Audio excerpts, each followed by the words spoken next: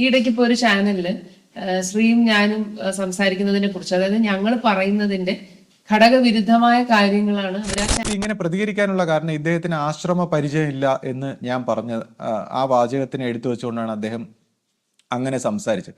അപ്പൊ ഞാൻ വീണ്ടും ആവർത്തിക്കുന്നു, അദ്ദേഹത്തിന് ആശ്രമ പരിചയം ഇല്ലാത്ത ഒരു വ്യക്തിയാണ്. തികച്ചും ഒരു രീതിയിലുള്ള ആശ്രമ പരിചയവും ഉള്ള ഒരു വ്യക്തി അല്ല അദ്ദേഹം. അത് വ്യക്തമായിട്ട് എല്ലാവരും മനസ്സിലാക്കണം.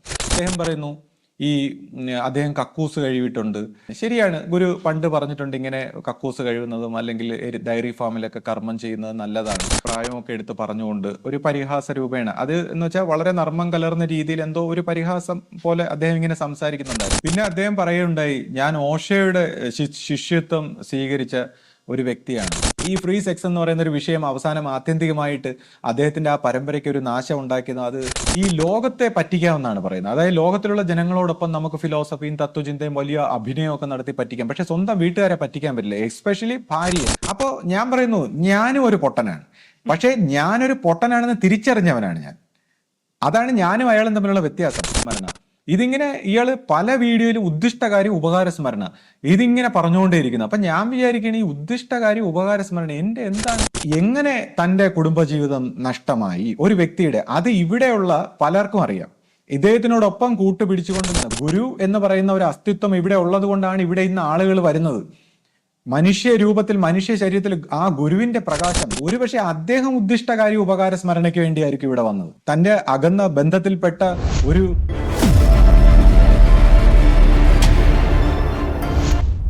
സദ്ഗുരുവേ ശരണം.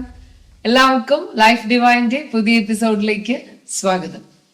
ഇപ്പോൾ നമ്മുടെ വീഡിയോയിൽ നമ്മൾ പൊതുവെ മനഃശാന്തിയെക്കുറിച്ചും പിന്നെ ഗുരുമാർഗത്തെക്കുറിച്ചും ആധ്യാത്മികമായിട്ടുള്ള കാര്യങ്ങളെ കുറിച്ചൊക്കെയാണ് നമ്മൾ സാധാരണയായിട്ട് സംസാരിച്ചു വരുന്നത്.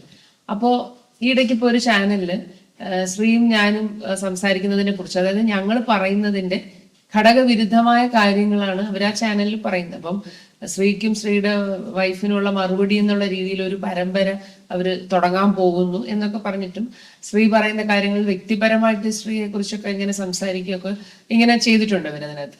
അപ്പോൾ സത്യത്തിൽ ഞങ്ങളെ കുറിച്ച് പറയുന്നതിൽ നമ്മൾ കാര്യമാക്കണില്ല എന്നാണ് ശ്രീ പറഞ്ഞത്. അത് പോട്ടെ, അതെന്തോ ആയിക്കോട്ടെ എന്ന് പറയുമ്പോൾ കുറെ പേര് ഇങ്ങനെ വിളിച്ച് ചോദിക്കല്ലേ, ഇപ്പൊ എന്താ ഇങ്ങനെ പറഞ്ഞത്. അപ്പൊ നമുക്ക് തോന്നി, നമ്മൾ പറയുന്നത് കേൾക്കുന്ന ആൾക്കാരുണ്ടല്ലോ, അവരിൽ ഒരു എന്തെങ്കിലും ആളുകൾക്ക് ചിലപ്പോൾ ഒരു തെറ്റിദ്ധാരണ വരാൻ ചാൻസ് ഉണ്ട്.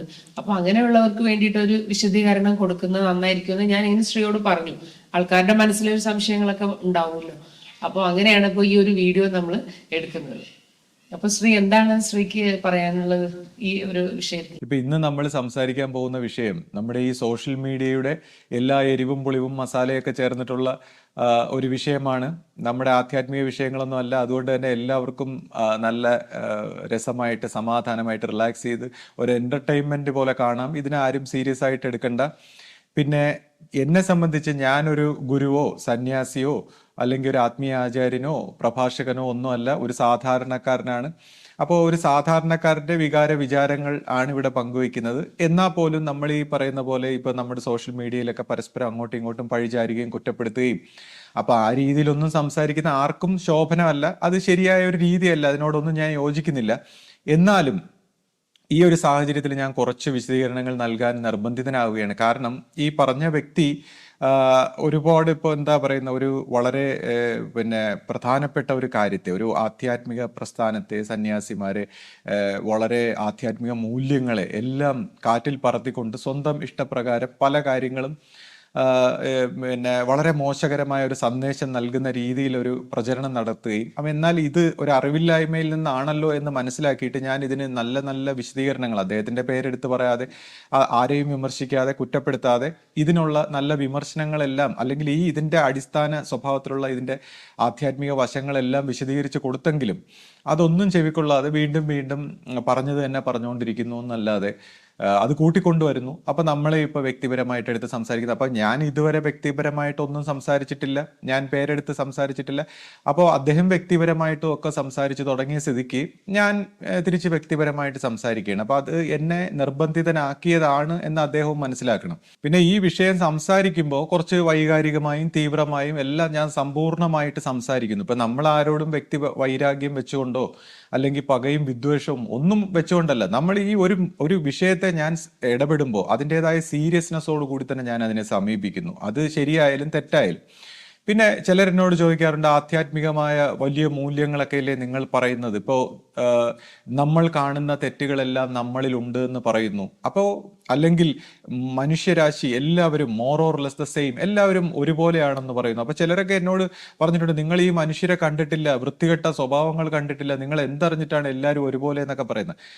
അപ്പൊ ഈ വിഷയത്തെ ഇത് വളരെ ഡീപ്പായിട്ടുള്ള വിശാലമായിട്ടുള്ള ഒരു കാഴ്ചപ്പാടിൽ നിന്നാണ്, അതായത് യൂണിവേഴ്സൽ ആയിട്ടുള്ള ഒരു ഇൻഡിവിജ്വൽ വ്യക്തിഗതമായ മൈൻഡിനെ അതിവർത്തിച്ച് ഒരു യൂണിവേഴ്സൽ മൈൻഡിന്റെ ഒരു കാഴ്ചപ്പാടിൽ നിന്നാൽ ഈ പറയുന്നതൊക്കെ നമ്മൾ കാണുന്നതെല്ലാം നമ്മളിലുണ്ട്. കാര്യം യൂണിവേഴ്സൽ മൈൻഡിൽ നിന്ന് നോക്കുമ്പോൾ നമ്മൾ അത് കരുണാ സ്വഭാവത്തിൽ കാണുന്നില്ല, അറിവില്ലായ്മയായിട്ട് കാണുന്നില്ല, നമ്മളൊരു കുറ്റമായിട്ട് കാണുന്നെങ്കിൽ നമ്മളിൽ തന്നെ ആ എലമെന്റ് ഉള്ളതുകൊണ്ടാണ് അത് കുറ്റം.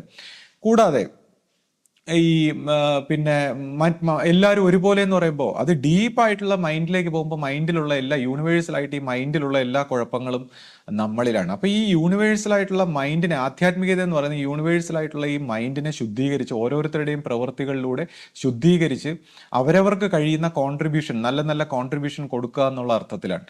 അപ്പോൾ ഞാൻ ഇപ്പോൾ എൻ്റെ ഒരു രീതിയുണ്ട്. എൻ്റെ ഒരു ജീവിതത്തിൽ എൻ്റെ ഒരു സ്വഭാവം എന്താണെന്ന് വെച്ചാൽ, ആരെന്നോടൊപ്പം സമീപിച്ചാലും അവരുടെ ഒരു തലത്തിലേക്ക് ഇറങ്ങിച്ചെന്ന് സംസാരിക്കുന്ന ഒരു പ്രകൃതം എനിക്കുണ്ട്. ഓരോ വ്യക്തികൾ, ഇപ്പോൾ ഒരു ഇന്റലക്ച്വൽ ആയിട്ടുള്ള വലിയ ബുദ്ധിമാന്മാരായിട്ടുള്ള ആൾക്കാർ വന്നാൽ അങ്ങനെ, അല്ലെങ്കിൽ സാധാരണക്കാർ, അല്ലെങ്കിൽ വളരെ വർക്കേഴ്സൊക്കെ ആയിട്ടുള്ള ആൾക്കാർ, കുട്ടികൾ, അപ്പോൾ ഓരോരുത്തരുടെ അടുത്തും അതേ മാനസികാവസ്ഥയിൽ എങ്ങനെയോ എൻ്റെ മനസ്സങ്ങ് മാറുകയും ഞാൻ അതുപോലെ സംവദിക്കുന്ന ഇവരെല്ലാവരും സ്ഥിരം കാണുന്നതാണ്.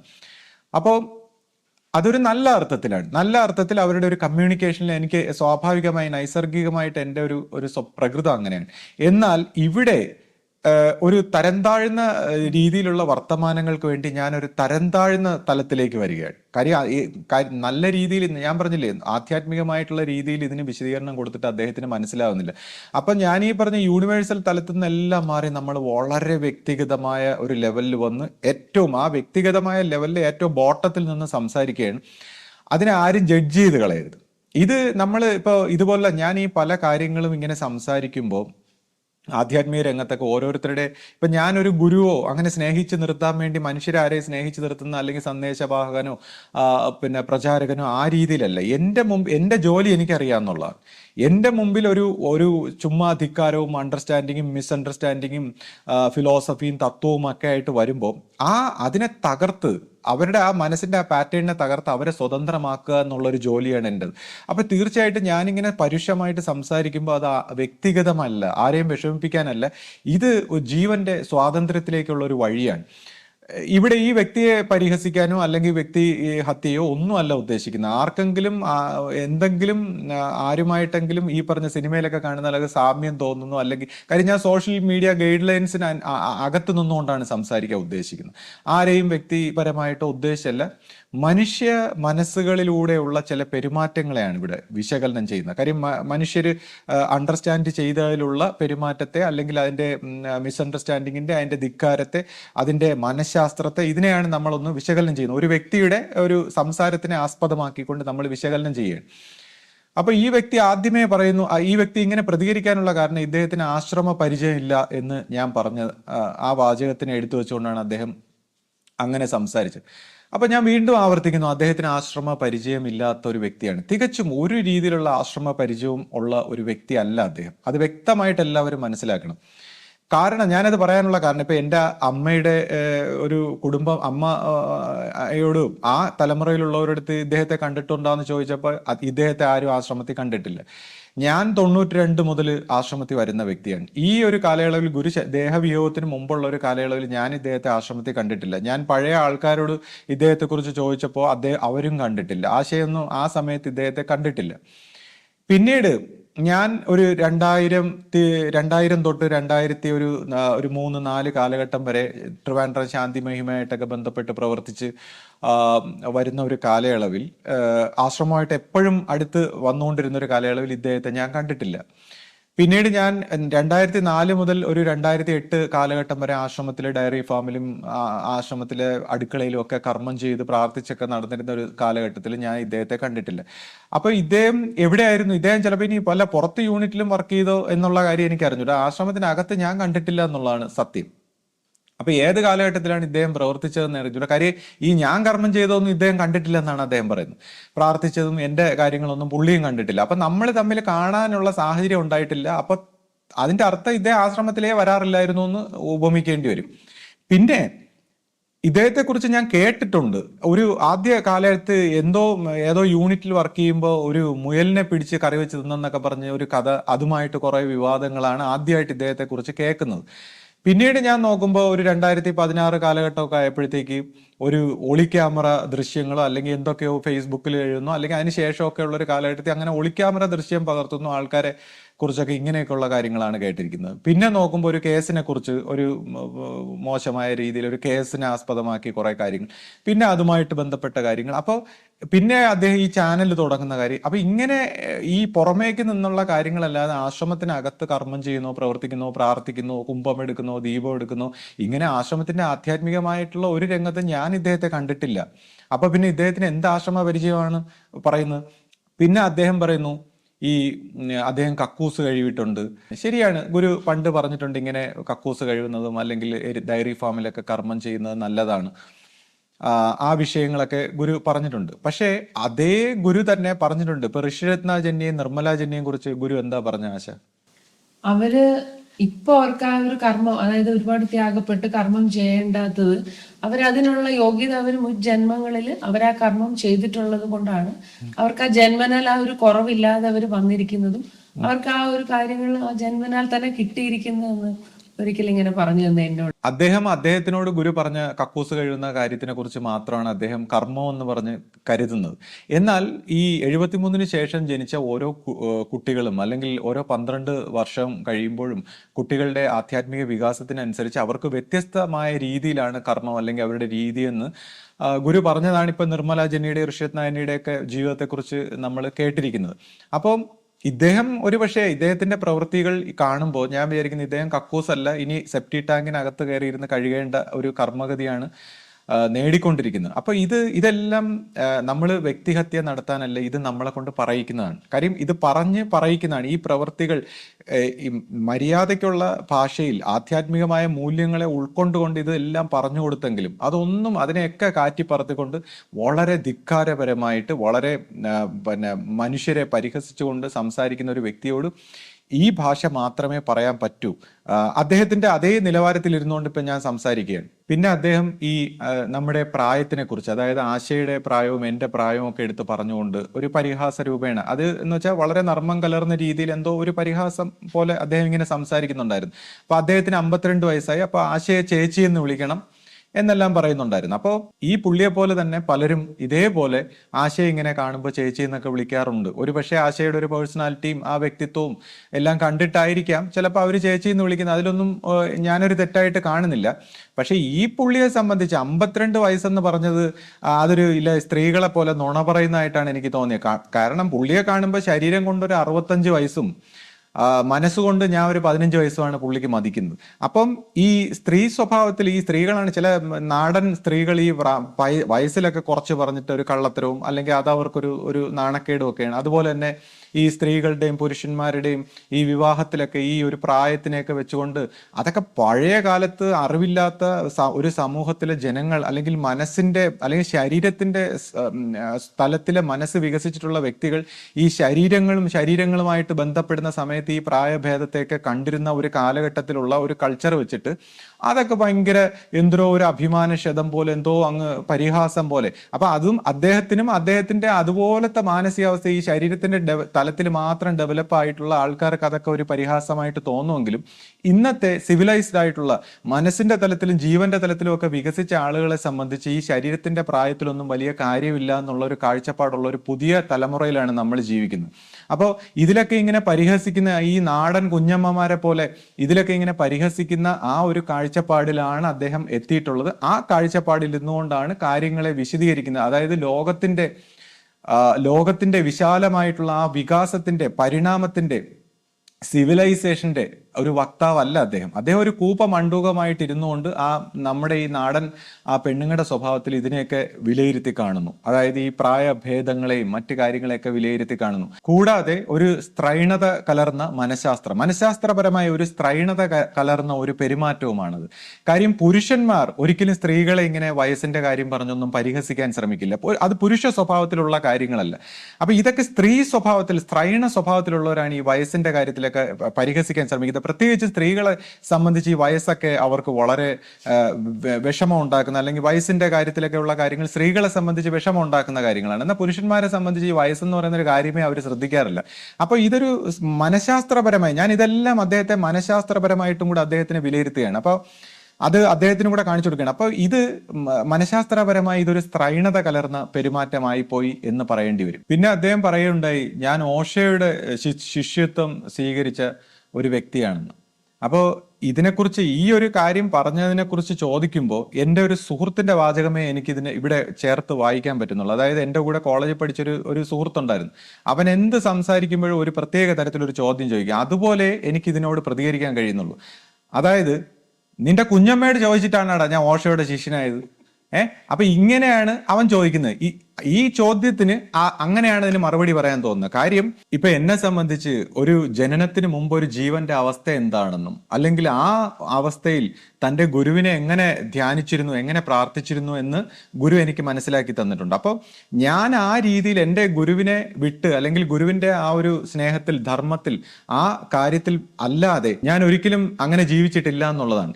കൂടാതെ ഞാനിപ്പോ എനിക്ക് ഓഷോയെ കുറിച്ച് മാത്രമല്ല, ഞാൻ ഒരുപാട് ആധ്യാത്മിക ആചാര്യന്മാരെ കുറിച്ച്, അത് ജിദ്ദു കൃഷ്ണമൂർത്തി ആയാലും രമണ മഹർഷി ആയാലും മെഹർ ബാബ ആയാലും പിന്നെ അങ്ങനെ അരബിന്ദോ ആയാലും, ഇങ്ങനെ ഒരുപാട് ലോകത്തിലുള്ള അറിയപ്പെട്ടതും അറിയപ്പെടാത്തതുമായിട്ടുള്ള ആത്മീയ ആചാര്യന്മാരെ കുറിച്ചും മത സിദ്ധാന്തങ്ങളെ കുറിച്ചും ഒക്കെ വായിച്ചിട്ടുള്ളതുകൊണ്ട് എനിക്ക് എല്ലാത്തിനെ കുറിച്ചും വളരെ സ്നേഹവും ബഹുമാനവും ഒക്കെയാണ്. ഇപ്പൊ തന്നെ ഞാനിങ്ങനെ ഓരോ വ്യക്തികളെ, എൻ്റെ സുഹൃത്തുക്കളെ പരിചയപ്പെടുമ്പോൾ, ഞാനിപ്പോൾ ഒരു തമിഴ്നാട്ടിലുള്ള ഒരു വ്യക്തിയോട് സംസാരിക്കുമ്പോൾ ഞാൻ രമണ മഹർഷിയെ കുറിച്ച് ഇങ്ങനെ ചോദിക്കും അവരോട്. ഇപ്പൊ കേരളത്തിൽ ഒരു വർക്കലയൊക്കെ ആണെങ്കിൽ ഞാൻ പറയും ശ്രീനാരായണ ഗുരുവിനെ കുറിച്ച് ചോദിക്കും, നമ്മുടെ ഒരു സ്നേഹം കൊണ്ട്. ഇപ്പോൾ പൂനെയിലുള്ള എൻ്റെ ഒരു സുഹൃത്ത് എന്നെ വിളിച്ചപ്പോൾ ഞാൻ ഓഷോയുടെ ആശ്രമത്തെക്കുറിച്ച്, മെഹർ ബാബയെ കുറിച്ചൊക്കെ ഇങ്ങനെ ചോദിക്കും. അപ്പം ഈ ഓരോരുത്തരെ കുറിച്ചും ചോദിക്കുന്നത് അവരുടെ ഈ ആചാര്യന്മാരെല്ലാം ഓരോ തലത്തെ റെപ്രസെൻറ്റേറ്റ് ചെയ്യുന്നവരാണ്. ഇപ്പൊ ജിദ്ദു കൃഷ്ണമൂർത്തി പറയും ഗുരുക്കന്മാരൊന്നും ആവശ്യമില്ല. അപ്പൊ അത് നമ്മൾ എടുക്കുക. കാര്യം എന്ന് വെച്ചാൽ അദ്ദേഹം ഈ ലോകത്തിലുള്ള ഫേക്ക് ഗുരുക്കന്മാരെ കൊണ്ട് നിറഞ്ഞിരിക്കുന്ന ഒരു കാലഘട്ടമാണിത്. അപ്പൊ ആ ഫേക്ക് ഗുരുക്കന്മാർ, കപട ഗുരുക്കന്മാരെ കുറിച്ചാണ് ജിദ്ദു കൃഷ്ണമൂർത്തി അങ്ങനെ പറഞ്ഞിരിക്കുന്നത്. അതുപോലെ ഇപ്പൊ ഓഷോ ഒരു 6ാമത്തെ ആധ്യാത്മിക അവസ്ഥ പ്രാപിച്ച ഒരു ആചാര്യനാണെന്ന് ഗുരു ഇങ്ങനെ സംസാരിച്ചിട്ടുണ്ട്. അതായത് എൻലൈറ്റൻമെന്റ്, അല്ലെങ്കിൽ ഒരു ബുദ്ധനാണ്. അപ്പം അദ്ദേഹത്തെ ഞാൻ ആ ഒരു ബുദ്ധന്റെ തലത്തിൽ കാണുന്നു. അദ്ദേഹം മനഃശാസ്ത്രപരമായിട്ട് സംസാരിച്ചിട്ടുള്ള ഒരുപാട് കാര്യങ്ങൾ, അല്ലെങ്കിൽ ഗുരുവിന്റെ മഹിമയെക്കുറിച്ച്, അല്ലെങ്കിൽ ധ്യാനത്തെക്കുറിച്ച്, ആത്മീയതയെക്കുറിച്ച്, ഇങ്ങനെയൊക്കെ പറഞ്ഞിട്ടുള്ള കാര്യങ്ങൾ മനുഷ്യർക്ക് പഠിക്കാൻ അതിനകത്തുനിന്ന് ഒരുപാട് കാര്യങ്ങളുണ്ട്. അപ്പൊ ആ മനഃശാസ്ത്രപരമായ കാര്യം കൂടാതെ ഇപ്പോ നമ്മുടെ ഗുരു ആശ്രമത്തിൽ ഒരു 3 അവസ്ഥകളെ കുറിച്ചുള്ള, എന്ന് വെച്ചാൽ നമ്മൾ സാധാരണക്കാരുടെ ഗ്രൗണ്ട് ലെവലിൽ തുടങ്ങിയതുകൊണ്ട് ഗുരു ആദ്യത്തെ 3 പടികൾ എങ്ങനെ കടക്കണം അതുമായിട്ട് ബന്ധപ്പെട്ട കാര്യങ്ങളാണ് സംസാരിച്ചിരുന്നത്. ഓഷോ ആണെങ്കിൽ ഈ 3 അവസ്ഥ കടന്നാൽ അടുത്ത തലങ്ങളിലേക്ക് എങ്ങനെ പരിണമിക്കണം എന്നുള്ള കാര്യങ്ങളാണ് സംസാരിച്ചിരിക്കുന്നത്. അതിൽ തന്നെ ഈ ഫ്രീ സെക്സുമായിട്ടുള്ള വിഷയം അദ്ദേഹം ഇന്ത്യ പോലുള്ള സെക്ഷൽ ദാരിദ്ര്യം മേഖലയിൽ, മനസ്സിന്റെ ആ രീതിയിൽ ദാരിദ്ര്യമുള്ള ഒരു സമൂഹത്തിൽ അതിങ്ങനെ പറഞ്ഞൊരു പ്രചാര വേലയാക്കി മാറ്റിയെന്നാണ് പറയുന്നത്. അതുപോലെ അമേരിക്കയിൽ ചെന്നപ്പോൾ ആഡംബരവും ലക്ഷറിയും കാണിച്ചു വന്നു. അപ്പൊ ഇതെല്ലാം അദ്ദേഹത്തിന്റെ ഒരു പ്രചാര വേലയായിരുന്നു. അതിലൂടെ അദ്ദേഹം വരുന്നവരെ ധ്യാനം പരിശീലിപ്പിച്ചു എന്നാണ് അദ്ദേഹം പറഞ്ഞത്. അപ്പൊ ഗുരുവും ഇതിനെക്കുറിച്ച് പറഞ്ഞിട്ടുണ്ട്. അദ്ദേഹം ഇതൊരു പ്രചാര വേലയാണ്, എന്നിട്ട് സമൂഹത്തിന്റെ നിലവാരം നോക്കാതെ സംസാരിച്ചാൽ വരുന്ന ആപത്ത് എന്നൊക്കെ പറഞ്ഞ് ഗുരു ഇതിനെ മാനവരാശി ഇന്നലെ ഇന്ന് നാളെ എന്ന് ഉള്ള പുസ്തകത്തിൽ ഇതിനെക്കുറിച്ച് സംസാരിച്ചിട്ടുണ്ട്. അപ്പൊ അദ്ദേഹം തന്നെ സംസാരിച്ചു ഇതൊരു പ്രചാര വേലയാണ്. കൂടാതെ ഈ ഫ്രീ സെക്സ് എന്ന് പറയുന്ന ഒരു വിഷയം അവസാനം ആത്യന്തികമായിട്ട് അദ്ദേഹത്തിന്റെ ആ പരമ്പരയ്ക്ക് ഒരു നാശം ഉണ്ടാക്കിയതും അത് ശരിയായ ഒരു രീതിയിലല്ല എന്നുള്ളത് വ്യക്തമായി നമുക്ക് ആ പരമ്പരയെ കണ്ടുകൊണ്ട് മനസ്സിലായതാണ്. അദ്ദേഹം തന്നെ അത് സമ്മതിച്ചതുമാണ്.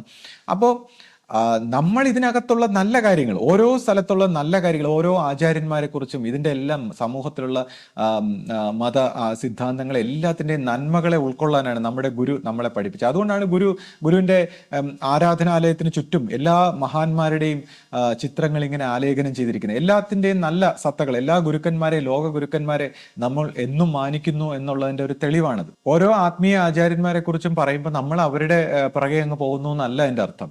ഇപ്പം എന്നോട്, എൻ്റെ അമേരിക്കയിലുള്ള ഒരു സുഹൃത്തുണ്ട്, ടോം ഗെർല എന്ന് പറയുന്ന ഒരു എൻ്റെ സുഹൃത്ത് ഒരിക്കൽ എന്നോട്, വർഷങ്ങൾക്ക് മുമ്പ് ഒരിക്കൽ എന്നോട് പറഞ്ഞു, നിങ്ങൾ ജിദ്ദു കൃഷ്ണമൂർത്തിയെയും ഓഷയെ കുറിച്ചൊക്കെ ഇത്ര വ്യക്തമായിട്ട് ക്ലാരിറ്റിയോട് സംസാരിക്കുന്നു, നമ്മുടെ അമേരിക്കയിൽ ഒരു നല്ല കമ്മ്യൂണിറ്റി ഉണ്ട്, ഒരു സ്പിരിച്വൽ കമ്മ്യൂണിറ്റി ഉണ്ട്, നിങ്ങൾ ഇങ്ങോട്ട് പോര്, നിങ്ങൾ അവിടെ നമ്മൾ അധികം അറിയപ്പെട്ടിട്ടില്ലാത്ത ഒരു ഗുരുവിനെ ആശ്രമത്തെക്കുറിച്ചൊക്കെ സംസാരിക്കുന്നു, സത്യത്തിൽ നിങ്ങൾ ഇങ്ങോട്ട് വന്നു കഴിഞ്ഞാൽ നിങ്ങൾക്ക് ഒരുപാട് കാര്യങ്ങൾ ഇവിടെ നമുക്ക് നമ്മുടെ ഒരു കമ്മ്യൂണിറ്റിയിൽ പ്രവർത്തിക്കാനുള്ള സാഹചര്യം ഉണ്ടെന്നെല്ലാം പറഞ്ഞ് എന്നെ ഒരിക്കൽ ക്ഷണിക്കുകയുണ്ടായി. അപ്പം ഞാൻ പറഞ്ഞു, ഞാൻ എൻ്റെ ഗുരുവുമായിട്ട് എനിക്ക് ജന്മജന്മാന്തരങ്ങളായി എൻ്റെ ഗുരുവിനോടൊപ്പം പ്രവർത്തിച്ചിട്ടുള്ള, ജീവിച്ചിട്ടുള്ള ആ ഒരു അനുഭവമാണ് എനിക്കുള്ളത്. എനിക്ക് എൻ്റെ ഗുരുവിനെ വിട്ട് എനിക്ക് എങ്ങും പോകാൻ കഴിയില്ല. അപ്പം ഞാൻ എൻ്റെ ഗുരുവിൽ റൂട്ട് ചെയ്തുകൊണ്ട് ഈ ഒരു ആശയത്തിന്റെ ഗഹനത, ഗുരു ഇപ്രാവശ്യം സംസാരിച്ച ഈ ആശയത്തിന്റെ ഗഹനത അല്ലെങ്കിൽ ഇതിന്റെ ആധ്യാത്മിക മൂല്യങ്ങളെക്കുറിച്ച് പഠിക്കാൻ, മറ്റ് ആധ്യാത്മിക രംഗങ്ങളിൽ എങ്ങനെ ഓരോരുത്തർ സംസാരിച്ചിരിക്കുന്നു അല്ലെങ്കിൽ ഇതിനെക്കുറിച്ച് എന്ത് പറഞ്ഞിരിക്കുന്നു എന്നെല്ലാം മനസ്സിലാക്കുന്നതിന്റെ ഭാഗമായിട്ട് ഇതെല്ലാം വായിക്കുകയും പഠിക്കുകയും അല്ലെങ്കിൽ മറ്റു മനുഷ്യരാശിയുടെ ഈ മനഃശാസ്ത്രത്തെക്കുറിച്ച് മനസ്സിലാക്കാൻ വേണ്ടിയാണ് ഇതിന് വേണ്ടിയെല്ലാം ഞാൻ പരിശ്രമിച്ചത്. പക്ഷേ ഞാൻ എന്നും എക്കാലവും എൻ്റെ ഗുരുവിൻ്റെ മൂല്യങ്ങളിൽ അടിയുറച്ച് ജീവിക്കുന്ന ഒരു വ്യക്തിയാണ്. അത് ആശയ്ക്ക് ഇപ്പം ഇതേ ആശയെക്കുറിച്ചൊക്കെ ഒരുപാട് പുകഴ്ത്തി പറഞ്ഞു. അതായത് ആശ പണ്ട് ഗുരു വളരെ കാര്യത്തോടെ എടുത്ത് വളർത്തിയ ഒരു കുട്ടിയാണ്, വലിയ മൂല്യങ്ങളൊക്കെ ഉള്ളൊരു കുട്ടിയാണ്. ആ കുട്ടി എന്തിന് ഇയാൾ പറയുന്നതിന് ഇങ്ങനെ മൂളിക്കൊണ്ടിരിക്കുന്നു എന്നാണ് അയാൾ ചോദിച്ചത്. അപ്പം അതാണ് ഞാൻ പറഞ്ഞത്, അതാണ് എൻ്റെ ആത്മീയതയുടെ അല്ലെങ്കിൽ എൻ്റെ ഗുരുവിശ്വാസത്തിൻ്റെ തെളിവ്. ഈ കുട്ടി ഇതുപോലെ ഇവിടുത്തെ എല്ലാം കണ്ടു വളർന്നിട്ടുള്ള, ഗുരുവിനെ കണ്ട് ഇവിടുത്തെ മറ്റെല്ലാ കാര്യങ്ങളെയും കണ്ടു വളർന്നിട്ടുള്ള ഈ കുട്ടി ഞാൻ പറയുന്നത് എന്തുകൊണ്ട് കേട്ട് മൂളി ബഹുമാനിച്ചുകൊണ്ടിരിക്കുന്നു. അത് തന്നെയാണ് അദ്ദേഹം പറഞ്ഞ ആ കാര്യത്തിൽ അത് തന്നെയാണ് എൻ്റെ ആത്മീയതയുടെ തെളിവ്. എൻ്റെ അമ്മ പഴയ ഗുരുവിനെ 60 വർഷത്തിലേറെയായി ഗുരുവിനോടൊപ്പം ജീവിക്കാൻ തുടങ്ങിയിട്ട്. അപ്പോൾ അമ്മ എൻ്റെ മുമ്പിൽ ഞാൻ ഈ പറയുന്ന കേട്ടിരിക്കുന്നു, അല്ലെങ്കിൽ ഈ പറയുന്ന എൻ്റെ വീട്ടിലുള്ള എൻ്റെ സഹോദരിയാവട്ടെ, എൻ്റെ കുട്ടികളാവട്ടെ, ഇവരെല്ലാം ഇത്ര ബഹുമാനത്തോടെ, എത്ര മൂല്യത്തോടെ, എൻ്റെ സുഹൃത്തുക്കളാവട്ടെ ഇത് കാണുന്നു. എന്തുകൊണ്ടാണ്? അവർക്ക് ഇതിൻ്റെ ഒരു മൂല്യവും ഇതിൻ്റെ അനുഭവവും ഇത് മനസ്സിലാക്കിയിട്ടാണ്. അപ്പോൾ നമുക്ക് ഈ ലോകത്തെ പറ്റിക്കാമെന്നാണ് പറയുന്നത്. അതായത് ലോകത്തിലുള്ള ജനങ്ങളോടൊപ്പം നമുക്ക് ഫിലോസഫിയും തത്വചിന്തയും വലിയ അഭിനയമൊക്കെ നടത്തി പറ്റിക്കാം. പക്ഷെ സ്വന്തം വീട്ടുകാരെ പറ്റിക്കാൻ പറ്റില്ല, എസ്പെഷ്യലി ഭാര്യമാരെ. അപ്പൊ സ്വന്തം ഭാര്യയെ പറ്റിക്കാൻ പറ്റില്ല. അപ്പൊ ഭാര്യ ഒരാളെ ബഹുമാനിക്കുന്നെങ്കിൽ അതിൽ കാര്യമുണ്ട് എന്നാണ് അതിൻ്റെ അർത്ഥം. ഭാര്യയ്ക്ക് അത് മനസ്സിലായെങ്കിൽ, ഭാര്യയ്ക്ക് ഒരാളുടെ ആത്മീയത മനസ്സിലായെങ്കിൽ അയാൾ റിയൽ ആയിട്ട് ആത്മീയത ഉള്ളവനാണ്. അല്ലെങ്കിൽ ഭാര്യയെ പറ്റിക്കാൻ പറ്റില്ല, ബാക്കി എല്ലാവരെയും നമുക്ക് പറ്റിക്കാം. അപ്പോൾ ഒരുപക്ഷെ അദ്ദേഹത്തിന്റെ ഭാര്യയോട് ചോദിച്ചാൽ അദ്ദേഹത്തിന്റെ ആത്മീയതയും വെളിവാകുന്നതാണ്. അല്ലെങ്കിൽ അദ്ദേഹത്തിന്റെ കുടുംബത്തിലുള്ള മറ്റുള്ളവരൊന്ന് പറയട്ടെ. ഇപ്പൊ ഞാനും ആശയും സംസാരിക്കുന്നത് കണ്ടിട്ട് ഒരുപാട് പേര് നമ്മൾ തമ്മിൽ എന്തോ പ്രശ്നമാണ്. സത്യത്തിൽ ഞാൻ ആശയോട് എന്നെ മാക്സിമം വിമർശിക്കാൻ ആവശ്യപ്പെട്ടുകൊണ്ട് ചോദ്യങ്ങൾ ചോദിക്കാൻ പറയുന്നതുകൊണ്ടാണ്. എന്നാൽ കാര്യം അങ്ങനെ ചോദിച്ചാലേ എനിക്ക് ഈ കാര്യങ്ങൾ വിശദീകരിച്ച് കൊടുക്കാൻ പറ്റൂ. അതുകൊണ്ട് ഞാൻ ആശയോട് എന്നെ മാക്സിമം വിമർശിച്ചുകൊണ്ട് ചോദ്യങ്ങൾ ചോദിക്കുമെന്ന് പറഞ്ഞുകൊണ്ടാണ് ഈ ആശ ഇങ്ങനെ സംസാരിക്കുന്നത്. അല്ലാതെ ആശയും ഞാനും തമ്മിൽ എന്തെങ്കിലും ആശയക്കുഴപ്പം ഉണ്ടായിട്ടല്ല. പലരും, ഒരാൾ എൻ്റെ അടുത്ത് 2-3 പേര് ഈ അടുത്ത കാലത്ത് ആശ ചേച്ചി അല്ലെങ്കിൽ അവിടെ എന്തെല്ലാം സഹിക്കുന്നു, വിഷമിക്കുന്നു. ഞാനിവിടെ ഇപ്പോൾ ആശയോടോ അല്ലെങ്കിൽ എൻ്റെ വീട്ടിലുള്ളവരോടോ ഞാൻ അതിനിശിതമായി വഴക്ക് പറയാറുണ്ട്. എന്തിനു വേണ്ടി? ഒരേ ഒരു കാര്യത്തിന്, അതായത് പരസ്പര സ്നേഹ ബഹുമാനത്തോടെ ആദരവോടെ സഹകരിച്ച് ജീവിക്കുക. കാര്യം ഒരു വലിയ കുടുംബം നോക്കുന്ന എനിക്ക് ആ ഒരു ഉത്തരവാദിത്വമുണ്ട്. അപ്പൊ പരസ്പര സ്നേഹ ബഹുമാനങ്ങൾക്ക്, ആദരവുകൾക്ക് എന്തെങ്കിലും കോട്ടം വരുന്ന ഒരു വർത്തമാനമോ പെരുമാറ്റമോ ഒരു വ്യക്തിയിൽ നിന്നുണ്ടായാൽ അതിനെ ഞാൻ എത്ര വില കൊടുത്തും നിശ്ചിതമായി വിമർശിച്ച് അതിന് ഉള്ള നടപടി ഞാൻ സ്വീകരിക്കാറുണ്ട്. അപ്പൊ ഈ ഒരു കാര്യം ഒഴിച്ചാൽ ഞാൻ എല്ലാവർക്കും എൻ്റെ ഒരു സ്നേഹത്തിൻ്റെ ഒരു ഷെയറിംഗ് ആയിട്ട്, ഒരു സ്നേഹത്തിൻ്റെ ഭാഗത്തിലാണ് ജീവിക്കുന്നത്. അതുകൊണ്ട് തന്നെ അവർക്ക് അവരുടെ തെറ്റുകൾ, അവരുടെ ഭാഗത്തു നിന്നുള്ള തെറ്റുകൾ അറിയാവുന്നതുകൊണ്ട് ഞാൻ ഈ പറയുന്ന വഴക്കുകൾ അല്ലെങ്കിൽ ഞാൻ ഈ പറയുന്ന കാര്യങ്ങളുടെ അർത്ഥങ്ങൾ അവർക്ക് മനസ്സിലാക്കുന്നതുകൊണ്ട് അവരിതിനെ മനസ്സിലാക്കി ജീവിക്കുന്നവരാണ്. അങ്ങനെ ഇതുപോലുള്ള ഓരോ കാര്യങ്ങളിലും സ്വന്തം മനസ്സിലിരുന്നുകൊണ്ട് ഓരോ നിഗമനങ്ങൾ അദ്ദേഹം വിളിച്ച് ഓതുന്നു. കാര്യം അദ്ദേഹം എന്നെ പരിഹസിക്കാൻ വേണ്ടി പറയുന്ന ഓരോ കാര്യങ്ങളും എന്നെ പുകഴ്ത്തുന്ന കാര്യങ്ങളാണ് കാര്യങ്ങളാണെന്ന് അദ്ദേഹം തന്നെ മനസ്സിലാക്കുന്നില്ല. ഇപ്പൊ ഉദാഹരണത്തിന് അദ്ദേഹം സന്ദേശം സിനിമയിലുള്ള ഒരു കാര്യം, അതായത് ഈ താത്വിക ആചാര്യനായ ശങ്കരാടിയും ഈ ബോബി കൊട്ടാരക്കരയുടെയും ഒരു വർത്തമാനത്തെ അധികരിച്ചുകൊണ്ട് എന്നെ പരിഹസിക്കാൻ വേണ്ടി പറഞ്ഞാൽ, അപ്പൊ അതും സത്യം പറഞ്ഞാൽ എന്നെ പുകഴ്ത്തുന്ന ഒരു കാര്യമാണ്. കാര്യം എന്താന്ന് വെച്ചാൽ സ്വാഭാവികമായിട്ടും ഇന്നത്തെ ഒരു സമൂഹത്തിൽ, അതായത് വളരെ ഇന്റലിജന്റ് ആയിട്ടുള്ള ഒരു ആശയമാണ് ഈ കമ്മ്യൂണിസ്റ്റ് ആശയം. അപ്പൊ ആ കമ്മ്യൂണിസ്റ്റിന്റെ ആ താത്വികമായ സിദ്ധാന്തപരമായിട്ടുള്ള ആശയത്തെ പ്രായോഗികമായ തലത്തിൽ ജനങ്ങളിലേക്ക് എത്തിക്കുന്നതിലുള്ള ഒരു കുറവ് ഇന്ന് നമ്മുടെ സമൂഹത്തെ കാണുന്നുണ്ട്. തീർച്ചയായിട്ടും ആ ആശയത്തെ ജനങ്ങളിലേക്ക് എത്തിക്കാൻ വളരെ ബുദ്ധിമുട്ടാണ്. കാര്യം അത് വളരെ നിസ്വാർത്ഥമായിട്ട്, സത്യം പറഞ്ഞാൽ ദൈവമില്ല, ദൈവത്തെക്കുറിച്ച് അവർ പറയുന്നില്ലെന്നേ ഉള്ളൂ. അവർ വളരെ നിസ്വാർത്ഥരായ സന്യാസിമാരെ പോലെ നിഷ്കളങ്കരായിട്ടുള്ള ഒരു ജീവിതം നയിക്കുന്നതിനെ കുറിച്ചാണ് കമ്മ്യൂണിസ്റ്റ് ഒരു ചിന്താഗതി സൂചിപ്പിക്കുന്നത്. അപ്പോൾ തീർച്ചയായിട്ടും അത് നടപ്പാക്കുന്നതിലുള്ള ഒരു പ്രായോഗിക വിഷമവും അതിനെക്കുറിച്ച് ആണ് ഈ സിനിമയിൽ പരിഹസിക്കുന്നത്. അപ്പോൾ ഇദ്ദേഹം തന്നെ പറയുകയാണ്, ഞാനൊരു താത്വിക ആചാര്യനാണെന്ന് അദ്ദേഹം സമ്മതിച്ചു. ഒരു നല്ല വ്യക്തിത്വമുള്ള ഒരു താത്വിക ആചാര്യനാണ് അദ്ദേഹം. ബോബി കൊട്ടാരക്കരെ പോലെ ഒരു കോമൺ മനുഷ്യനുമാണ്. ഇതൊന്നും മനസ്സിലാക്കാത്ത, തത്വചിന്തകളും കാര്യങ്ങളും ഒന്നും മനസ്സിലാക്കാത്ത ഒരു കോമൺ മനുഷ്യനാണെന്ന് അദ്ദേഹം സമ്മതിക്കുന്നു. എന്നിട്ടാണ് അദ്ദേഹം തത്വചിന്തകളെ എടുത്തു വെച്ച് വിശദീകരിക്കുന്നത്. അപ്പോൾ താനൊരു കോമൺ മനുഷ്യനാണ്, ഇതൊന്നും മനസ്സിലാക്കാൻ കഴിയാത്ത, തത്വചിന്തകളൊന്നും മനസ്സിലാക്കാൻ കഴിയാത്ത ഒരു കോമൺ മനുഷ്യനാണ്, തനിക്ക് ഇതിനെക്കുറിച്ചൊന്നും ഒരു പ്രാപ്തിയില്ല എന്ന് പറഞ്ഞതിന് ശേഷം അദ്ദേഹം വളരെ വിശാലമായ കാര്യങ്ങൾ ഇങ്ങനെ താത്വിക ആചാര്യനെ പോലെ സംസാരിക്കുന്നു. എൻ്റെ ഒരു സുഹൃത്ത് അദ്ദേഹത്തിന്റെ വീഡിയോ കണ്ടിട്ട് പറഞ്ഞു, അദ്ദേഹം വളരെ ഒരു താത്വിക ആചാര്യനെ പോലെ സംസാരിക്കുന്നല്ലോ, ഇതെന്താന്ന് എന്നോട് ചോദിച്ചു. അപ്പോൾ അവിടെ നമ്മൾ മനസ്സിലാക്കേണ്ടത്, ഇപ്പോൾ ഒരു വളരെ വലിയൊരു കമ്പനിയിൽ പോലും, ഒരു കമ്പനികളിലൊക്കെ അതിൻ്റെ board of directors MBA master ബിരുദങ്ങളൊക്കെ കഴിഞ്ഞ ഒരു വലിയ അറിവോട് കൂടിയ വ്യക്തികളാണ് അവിടുത്തെ തീരുമാനങ്ങളെല്ലാം എടുക്കുന്നത്. അപ്പോൾ അവിടുത്തെ വർക്കേഴ്സിന് വേണ്ടി പോലുമുള്ള കാര്യങ്ങൾ എടുക്കുന്ന അവരാണ്. കാര്യം വർക്കേഴ്സ് ആയിട്ടുള്ള ഇന്റലക്ച്വലി ഡെവലപ്പ് ആയിട്ടുള്ള ആൾക്കാർക്ക് ഇതിനെക്കുറിച്ചുള്ള തീരുമാനം എടുക്കാൻ കഴിയില്ല. അപ്പോൾ ഒരു കമ്പനിയിലെ തീരുമാനങ്ങൾ എടുക്കണമെങ്കിൽ പോലും ഇങ്ങനെ വലിയ ഉയർന്ന ബിരുദങ്ങളുള്ളവരാണെങ്കിൽ ഒരു ആധ്യാത്മിക ഒരു പ്രസ്ഥാനത്തിന്റെ തീരുമാനങ്ങൾ എടുക്കേണ്ടത് ആരായിരിക്കും? ഒരു ആധ്യാത്മിക പ്രസ്ഥാനത്തിൽ ഈ കമ്പനിയിലെ കാര്യം പോലുമല്ല, അതിനേക്കാളൊക്കെ ഉപരിയായിട്ട് മനുഷ്യ മനസ്സിന്റെ കോൺഷ്യസ്നെസിന്റെ പൂർത്തീകരണത്തിലേക്ക് എത്തിക്കുന്ന കാര്യങ്ങൾ ചർച്ച ചെയ്യുമ്പോൾ അതെങ്ങനെ സാധാരണക്കാരന് മനസ്സിലാവും? അപ്പൊ സാധാരണക്കാരന് മാക്സിമം മനസ്സിലാക്കുന്ന ഈ ലോ ലെവലായിട്ടുള്ള കാര്യങ്ങൾ മാത്രമാണ് സാധാരണക്കാരന് മനസ്സിലാവുന്നത്. അപ്പൊ അതിന്റെ ഹയർ തലത്തിലുള്ള കാര്യങ്ങൾ മനസ്സിലാകില്ല എന്ന് പറഞ്ഞാൽ ഈ മനുഷ്യന് അത് മനസ്സിലാകില്ല. ഇത് സാധാരണക്കാരന്റെ ബുദ്ധിക്ക് നിരക്കുന്നതല്ല. കാര്യം അദ്ദേഹം പറയുന്ന ഈ സാധാരണക്കാരന്റെ പ്രശ്നങ്ങളും പ്രോബ്ലങ്ങളും എല്ലാം അതിനെ മാത്രം ഹാൻഡിൽ ചെയ്താൽ പോരാ ഒരു ആധ്യാത്മിക ആചാര്യന് ആന്തരികമായ മനസ്സിന്റെ പ്രശ്നങ്ങളും ജീവന്റെ ശുദ്ധീകരണവും ജീവനെ മുക്തിപ്പെടുത്തുന്ന കാര്യങ്ങളും ഇത്രയും കാര്യങ്ങൾ മിങ്കിൾ ചെയ്തിരിക്കുന്ന കാര്യങ്ങളാണ് ഒരു ആധ്യാത്മിക ആചാര്യന് കൈകാര്യം ചെയ്യേണ്ടത്. അപ്പൊ ആധ്യാത്മിക ആചാര്യനും ആധ്യാത്മിക പ്രസ്ഥാനങ്ങളും കൈകാര്യം ചെയ്യേണ്ട കാര്യങ്ങൾ എന്താണെന്ന് ഇതുപോലെ സാധാരണ ലെവലിലുള്ള ലോക്കൽ ലെവലിലുള്ള ഒരു ബുദ്ധിയിൽ ചിന്തിക്കുന്ന മനുഷ്യന് മനസ്സിലാവില്ല. അപ്പോൾ ഒരു മനുഷ്യൻ മനസ്സിലാക്കുക താനൊരു പൊട്ടനാണ് എന്നാണ് അയാൾ മനസ്സിലാക്കേണ്ടത്. അപ്പോൾ ഞാൻ പറയുന്നു, ഞാനും ഒരു പൊട്ടനാണ്, പക്ഷേ ഞാനൊരു പൊട്ടനാണെന്ന് തിരിച്ചറിഞ്ഞവനാണ് ഞാൻ. അതാണ് ഞാനും അയാളും തമ്മിലുള്ള വ്യത്യാസം. താനൊരു പൊട്ടൻ, അതായത് ഇതിനെക്കുറിച്ച് പറയുന്നത് എങ്ങനെയാണ്, മനുഷ്യന് മനസ്സിലാക്കാൻ കഴിയുന്ന ഏറ്റവും വലിയ അറിവ് തനിക്ക് ഒന്നും അറിയില്ല എന്നുള്ളതാണ്. ഇതാണ് ഏറ്റവും ബുദ്ധിശാലിയായിട്ട് അറിയപ്പെടുന്ന സോക്രട്ടീസ് പറഞ്ഞത്, ഐ നോ നത്തിങ്. എന്തുകൊണ്ടാണ്? ഒരു മനുഷ്യന് എത്തിപ്പെടാൻ കഴിയുന്ന ഏറ്റവും വലിയ അറിവ് ഐ നോ നത്തിങ്. കാര്യം നത്തിങ് എന്ന് അറിഞ്ഞു കഴിഞ്ഞാൽ നമ്മുടെ മുന്നിലേക്ക് ഈ പ്രകൃതിയുടെ യൂണിവേഴ്സൽ മൈൻഡിന്റെ അറിവ് നമ്മുടെ മുന്നിൽ തുറക്കപ്പെടുകയാണ്. പിന്നെ ഇത് നമ്മുടെ അറിവല്ല, യൂണിവേഴ്സലായി കളക്റ്റീവായിട്ടുള്ള ഈ ക്ലൗഡ് മെമ്മറി എന്നൊക്കെ പറയുന്ന പോലെ കളക്റ്റീവായിട്ടുള്ള മെമ്മറിയുടെ ഒരു താക്കോല് നമ്മുടെ ഉള്ളിൽ തുറക്കപ്പെടുകയാണ്. അപ്പോൾ ഒരിക്കലും ഐ നോ നത്തിങ് എന്ന് വെച്ചാൽ ഈ ബയോളജിക്കൽ റോബോട്ടായിട്ടുള്ള ഈ ഫിനിറ്റ് ബ്രെയിൻ വെച്ച് ചിന്തിക്കുന്ന മനുഷ്യന് ഇൻഫർമേഷൻ മാത്രമുള്ള ആർട്ടിഫിഷ്യൽ ഇന്റലിജൻസ് പോലത്തെ ഒരു ക്യാരക്ടറാണ് ഹ്യൂമൻ ബീങ്സ്. അപ്പൊ ഈ മനുഷ്യൻ തനിക്ക് യഥാർത്ഥത്തിൽ ഒന്നും അറിഞ്ഞുകൂടാ, ഇതെല്ലാം സെക്കൻഡ് ഹാൻഡ് ആണ്, തൻ്റെ അറിവ് വളരെ പരിമിതമാണെന്ന് തിരിച്ചറിയുക. താനൊരു പൊട്ടനാണ്. ബുദ്ധനും ഒരുപോലെ എന്നാ പറയുന്നത്. ബുദ്ധൻ ഇത് തിരിച്ചറിഞ്ഞു, ബുദ്ധന് ഇത് അറിഞ്ഞുകൂടാ. അപ്പോൾ താനൊരു പൊട്ടനാണ് എന്ന് തിരിച്ചറിയുക. അങ്ങനെ തിരിച്ചറിയുമ്പോഴാണ് കാര്യം. അതുകൊണ്ടാണ് ഞാൻ പറഞ്ഞത്, ഇപ്പൊ ഈ ആർട്ടിസ്റ്റിക് ആയിട്ടുള്ള പിന്നെ പോയട്രി ആയാലും, സോങ് ആയാലും, മ്യൂസിക് ആയാലും, സ്പോർട്സ് ആയാലും, ആർട്സ് ആയാലും, അഭിനയം ആയാലും, സംവിധാനം, ഇങ്ങനെയുള്ള കഴിവുകളെല്ലാം നമ്മുടെ ഒരു യൂണിവേഴ്സൽ മൈൻഡിലേക്ക് തുറക്കപ്പെട്ട മനസ്സുകളിലേക്ക് ഒഴുകി വരുന്നതാണ്. അപ്പൊ ഇത് എൻ്റെ അറിവാണ്, എൻ്റെ കഴിവാണെന്ന് അഭിമാനിക്കുന്ന, അഹങ്കരിക്കുന്ന നിമിഷം അയാളുടെ ഈ കഴിവ് അപ്രത്യക്ഷമാകുന്നതാണ്. അതുകൊണ്ടാണ് നമ്മൾ ഈ പഴയ കലാകാരന്മാരെല്ലാം, അവരുടെ സംവിധായകരും ഇവരെല്ലാവരും അവരുടെ ആ കലാമൂല്യം നഷ്ടപ്പെട്ടു പോകുന്നത്. ഇവരിത് സ്വന്തം അറിവാണ് അല്ലെങ്കിൽ സ്വന്തം കഴിവാണെന്ന് അഭിമാനിക്കുന്ന നിമിഷം ഈ ഈഗോ വന്നിട്ട് ഇത് നഷ്ടപ്പെടുകയാണ്. അപ്പോൾ തനിക്കൊന്നും അറിയില്ല എന്ന് മനസ്സിലാക്കാൻ വളരെയധികം വിവേകം ആവശ്യമുണ്ടെന്നുള്ളതാണ്.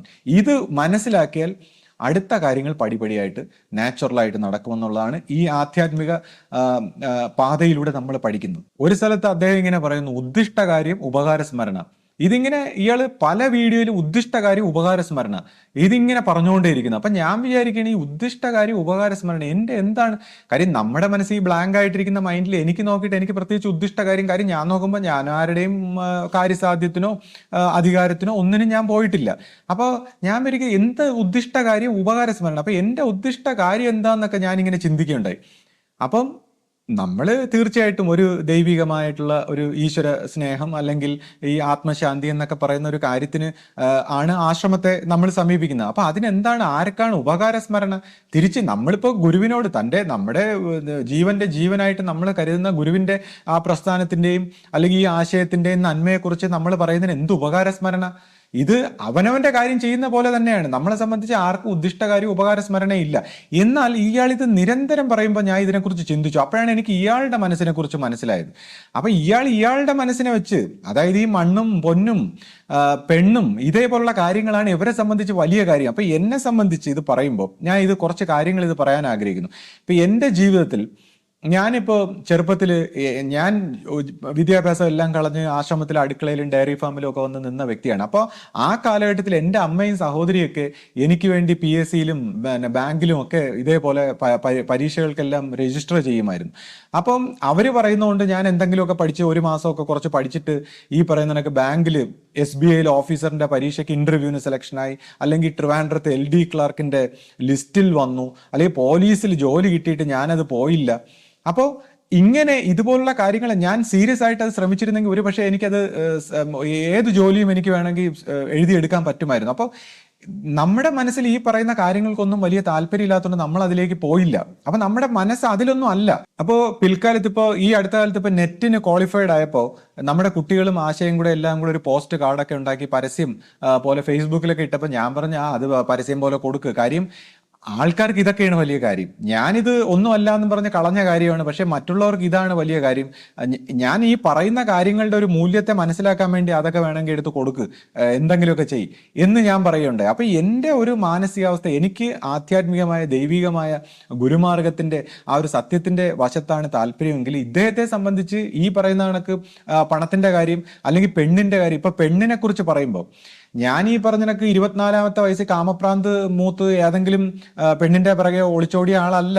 ഞാൻ 37-ാമത്തെ വയസ്സിലാണ് ഞാൻ വിവാഹം കഴിക്കുന്നത്. അപ്പം ആ സമയത്തിൽ തന്നെ അതിന് മുമ്പുള്ള കാലയളവിൽ എൻ്റെ ജീവിതത്തിൽ ഒരു 3 പേരെങ്കിലും വന്ന് പല സമയത്ത് എന്നോട് വിവാഹ അഭ്യർത്ഥന നടത്തിയിട്ടുണ്ട്. അപ്പൊ അതിൽ ഒരു വ്യക്തി, ഒരു ഡോക്ടറായിട്ടുള്ള ഒരു വ്യക്തി, ഒരു ഗവൺമെന്റ് ഉദ്യോഗസ്ഥയായിട്ടുള്ള ഒരു വ്യക്തി, പിന്നെ ഒരു വളരെ റിച്ച് ആയിട്ടുള്ള ഒരു പെൺകുട്ടി. അപ്പൊ ഇവരെല്ലാരും എന്നോട് എന്തുകൊണ്ടാണ് അവർ സംസാരിക്കുന്ന കാര്യം, അവർക്കൊരു പക്ഷേ നമ്മുടെ സ്നേഹമോ അല്ലെങ്കിൽ നമ്മൾ ഈ കാര്യങ്ങളൊക്കെ പറയുന്നതിലുള്ള അറിവോ മറ്റെന്തെങ്കിലുമൊക്കെ കാര്യത്തിൽ അവർ ആകൃഷ്ടരായിട്ട് നമ്മളോട് വന്ന് ഇങ്ങനെ സംസാരിക്കുകയാണ്. അപ്പൊ നമ്മൾ അതെല്ലാം നിരസിക്കുകയാണ്. കാര്യം നമ്മൾ വിവാഹത്തിനെ കുറിച്ച് അങ്ങനെ ആ രീതിയിൽ ചിന്തിച്ചിരുന്നില്ല. അപ്പൊ നമ്മളെ സംബന്ധിച്ച് ഇതൊന്നും, ഈ മണ്ണ് പെണ്ണ് പൊന്ന് എന്നൊക്കെ പറയുന്ന കാര്യങ്ങൾ അന്നും ഒരു വലിയ അട്രാക്റ്റീവായിട്ടുള്ള തോന്നിയ കാര്യങ്ങളല്ല. അപ്പോൾ ഈ 37-ാമത്തെ വയസ്സിൽ വളരെ ആലോചിച്ച് പക്വതയോടുകൂടി ഈ പ്രായഭേദങ്ങളൊന്നും ചിന്തിക്കാതെ എന്താണ് ഈ നമ്മളോടൊപ്പം സുഹൃത്തായി ഒരേ ചിന്താഗതിയുമായി ഒരേ മാനസികാവസ്ഥയുമായിട്ട് ജീവിക്കുന്ന വ്യക്തികൾക്ക് എന്തുകൊണ്ട് ഒരുമിച്ച് ജീവിച്ചുകൂടാ എന്നുള്ളൊരു തീരുമാനത്തിലാണ് ഞാനും ആശയം ഒരുമിക്കുന്നതും. ഈ പറഞ്ഞ പോലെ ഇപ്പോൾ അത് ഒരു 8 വർഷത്തോളമായി കുട്ടികളും നമ്മളെല്ലാവരുമായിട്ട് ആ ഒരു ആശയത്തിന്റെ അല്ലെങ്കിൽ ഒരേ ലക്ഷ്യത്തിന്റെ ഒരു പാതയിൽ നമ്മൾ ജീവിച്ചു പോകുന്നു. അപ്പോൾ ഇദ്ദേഹം എന്തോ ഉദ്ദിഷ്ടകാര്യം ഉപകാരസ്മരണ. അപ്പൊ ഈ ഉദ്ദിഷ്ടകാര്യം ഉപകാരസ്മരണ അതിനെക്കുറിച്ച് പറയുമ്പോൾ ഈ അടുത്ത കാലത്ത് ഞാൻ നേരിട്ട മറ്റൊരു കാര്യം പറയാം. അതായത് ഇപ്പോൾ ഞാൻ ഒരു വ്യക്തിയെ ഒരു വ്യക്തിക്ക് വളരെ എൻ്റെ പഴയ വർഷങ്ങൾക്ക് മുമ്പുള്ള എൻ്റെ ഒരു സുഹൃത്ത്, അദ്ദേഹം വളരെ ദാരിദ്ര്യത്തോടെ, വീട്ടിൽ കറണ്ടും ഇല്ല, വെളിച്ചവും ഇല്ല, ആഹാരവും ഇല്ല, വളരെ കഷ്ടപ്പെട്ട് ഇങ്ങനെ നിൽക്കുന്ന അവസരത്തിൽ അദ്ദേഹത്തെ ഞാൻ ഒരു ഒരു വയസ്സായ ഒരാളെ നോക്കാനായിട്ട് ഒരു വീട്ടിൽ ഒരു സ്ഥലത്ത് കൊണ്ടാക്കി. അപ്പോൾ അവിടുത്തെ ഒരു ആളുണ്ട്. അപ്പോൾ ഇയാളും അയാളും തമ്മിൽ ചേരുന്നില്ല. ഇയാൾ ഭയങ്കര ഈഗോയിസ്റ്റിക് ആയിട്ടുള്ള വ്യക്തിയാണ്. കാര്യം ഇയാൾ പണ്ട് കാലത്ത് വളരെ സാമ്പത്തികമായ ഉന്നതിയിൽ നിന്ന ഒരു വ്യക്തിയാണ്. അപ്പോൾ അവിടുത്തെ വ്യക്തിയുമായിട്ട് ചേരുന്നില്ല. അപ്പം ഇവരെ രണ്ടുപേരെയും ഞാൻ ഇങ്ങനെ പറഞ്ഞ് അങ്ങോട്ടും ഇങ്ങോട്ടും നന്മയെ ഞാൻ പറഞ്ഞു വെക്കുമ്പോൾ മറ്റൊരാൾ ഇവരെ തമ്മിൽ തെറ്റിക്കുന്ന കാര്യവും പറഞ്ഞു കൊടുക്കുന്നുണ്ട്. അപ്പം ഞാനിങ്ങനെ ഇവരെ രണ്ടുപേരെയും നന്മയും സ്നേഹവും സഹിഷ്ണുതയും അഡ്ജസ്റ്റ് ചെയ്യാനും ഒക്കെ ഇങ്ങനെ പറഞ്ഞ് പഠിപ്പിക്കുമ്പോൾ ഒരു ദിവസം എൻ്റെ അടുത്ത് ഇയാൾ ചോദിക്കുകയാണ്, നിനക്ക് അയാൾ വല്ല പൈസ തന്നിട്ടുണ്ട് അയാളെ കുറിച്ച് നല്ലത് പറയാൻ? എന്നിട്ട് ചോദിക്കുന്നത്, നിനക്ക് എന്തെങ്കിലും ഷെയർ ഉണ്ടാ അയാളുടെ പ്രോപ്പർട്ടിയിൽ? അപ്പോൾ ഇവര് വിചാരിക്കുന്നത് നമ്മൾ ഈ ആധ്യാത്മികമായിട്ട് സ്നേഹവും സഹിഷ്ണുതയും നന്മയെന്നൊക്കെ പറഞ്ഞ് പറയുമ്പോൾ ഇത് നമുക്ക് പൈസ എന്ന് വെച്ചാൽ പൈസയുടെ ഒരു മൂല്യത്തിൽ മാത്രമാണ് ജീവിതത്തിലെ എല്ലാ കാര്യവും ഇവർ കാണുന്നത്. ഞാൻ അതിശയിച്ചു പോയി. അതുപോലെ തന്നെ മറ്റൊരു വ്യക്തി, ഇപ്പൊ ഞാൻ എൻ്റെ അമ്മയും ഞാനും സഹോദരിയൊക്കെ നമ്മുടെ വീടും സ്ഥലമൊക്കെ ട്രിവാൻഡ്രം സിറ്റിയിലുള്ള വീടും സ്ഥലവും എല്ലാം വിറ്റ് ആശ്രമത്തിലോട്ട് വരുന്ന ഒരു കാലഘട്ടത്തിൽ വാടകയ്ക്ക് താമസിച്ചിരുന്നപ്പോൾ നമ്മുടെ ഒരു അകന്ന ബന്ധു ഇങ്ങനെ വന്നിട്ട് ചോദിക്കുകയാണ്, എല്ലാം വിറ്റ് ആശ്രമത്തിൽ കൊണ്ട് കൊടുത്താ, വീടും എല്ലാം വിറ്റ് ആശ്രമത്തിൽ കൊണ്ട് കൊടുത്താ, എന്തൊരു ജീവിതം എന്നൊക്കെ പറഞ്ഞിട്ട് അദ്ദേഹം അങ്ങ് പോയി. അതിനുശേഷം ഇപ്പൊ ഈ പിൽക്കാലത്ത് ഇപ്പൊ ആശയുടെ കുറച്ച് സ്ഥലവും വിറ്റു, എൻ്റെ സ്ഥലവും വിറ്റു, ഇപ്പൊ ഒരു ലോൺ എടുത്തു. എന്നിട്ട് പിന്നെ എൻ്റെ അമ്മയ്ക്ക് വലിയ ഒരു പെൻഷനുള്ള വ്യക്തിയാണ്, അമ്മയുടെ ഭർത്താവിന്റെ ഫാമിലി പെൻഷനുണ്ട്. അപ്പം നമ്മളിങ്ങനെ ഒരു വലിയ വീട് വെച്ചപ്പോ ഇതേ വ്യക്തി തന്നെ വന്ന് പറയാണ്, ആശ്രമത്തിൽ നിന്ന് പൈസ തന്നാ എന്ന്. അപ്പൊ അതായത് ആദ്യം കുറ്റം പറയാൻ നേരത്തെ ആശ്രമത്തിൽ കൊണ്ട് കൊടുത്താന്ന്, ഇപ്പൊ ചോദിക്കുന്ന ആശ്രമത്തിൽ നിന്ന് പൈസ തന്നാണ്. അപ്പം ഇതെന്തൊരു തരം കാഴ്ചപ്പാടാണ്! എല്ലാത്തിലും ഇങ്ങനെ ഒരു തെറ്റായ കാര്യങ്ങൾ മാത്രം കാണുന്ന ദോഷൈക ദൃഷ്ടി എന്ന് നമ്മൾ പറയും. അപ്പൊ ഇതെന്ത് കാഴ്ചപ്പാടാണ്? അപ്പൊ ഈ വ്യക്തി ഞാൻ നോക്കുമ്പോൾ എന്തോ ഈ പറയുന്ന മണ്ണ് പെണ്ണ് പൊന്ന് എന്നൊക്കെ പറയുന്ന കാര്യങ്ങൾക്ക് എന്തോ ഉദ്ദിഷ്ടകാര്യം ഉപകാര സ്മരണ എന്താണെന്നറിയില്ല. അദ്ദേഹം വിചാരിക്കുന്ന ഉദ്ദിഷ്ടകാര്യം ഉപകാര സ്മരണയൊക്കെ ഒരുപക്ഷെ അദ്ദേഹത്തിന്റെ മനസ്സിനെയാണ് കാണിക്കുന്നത്.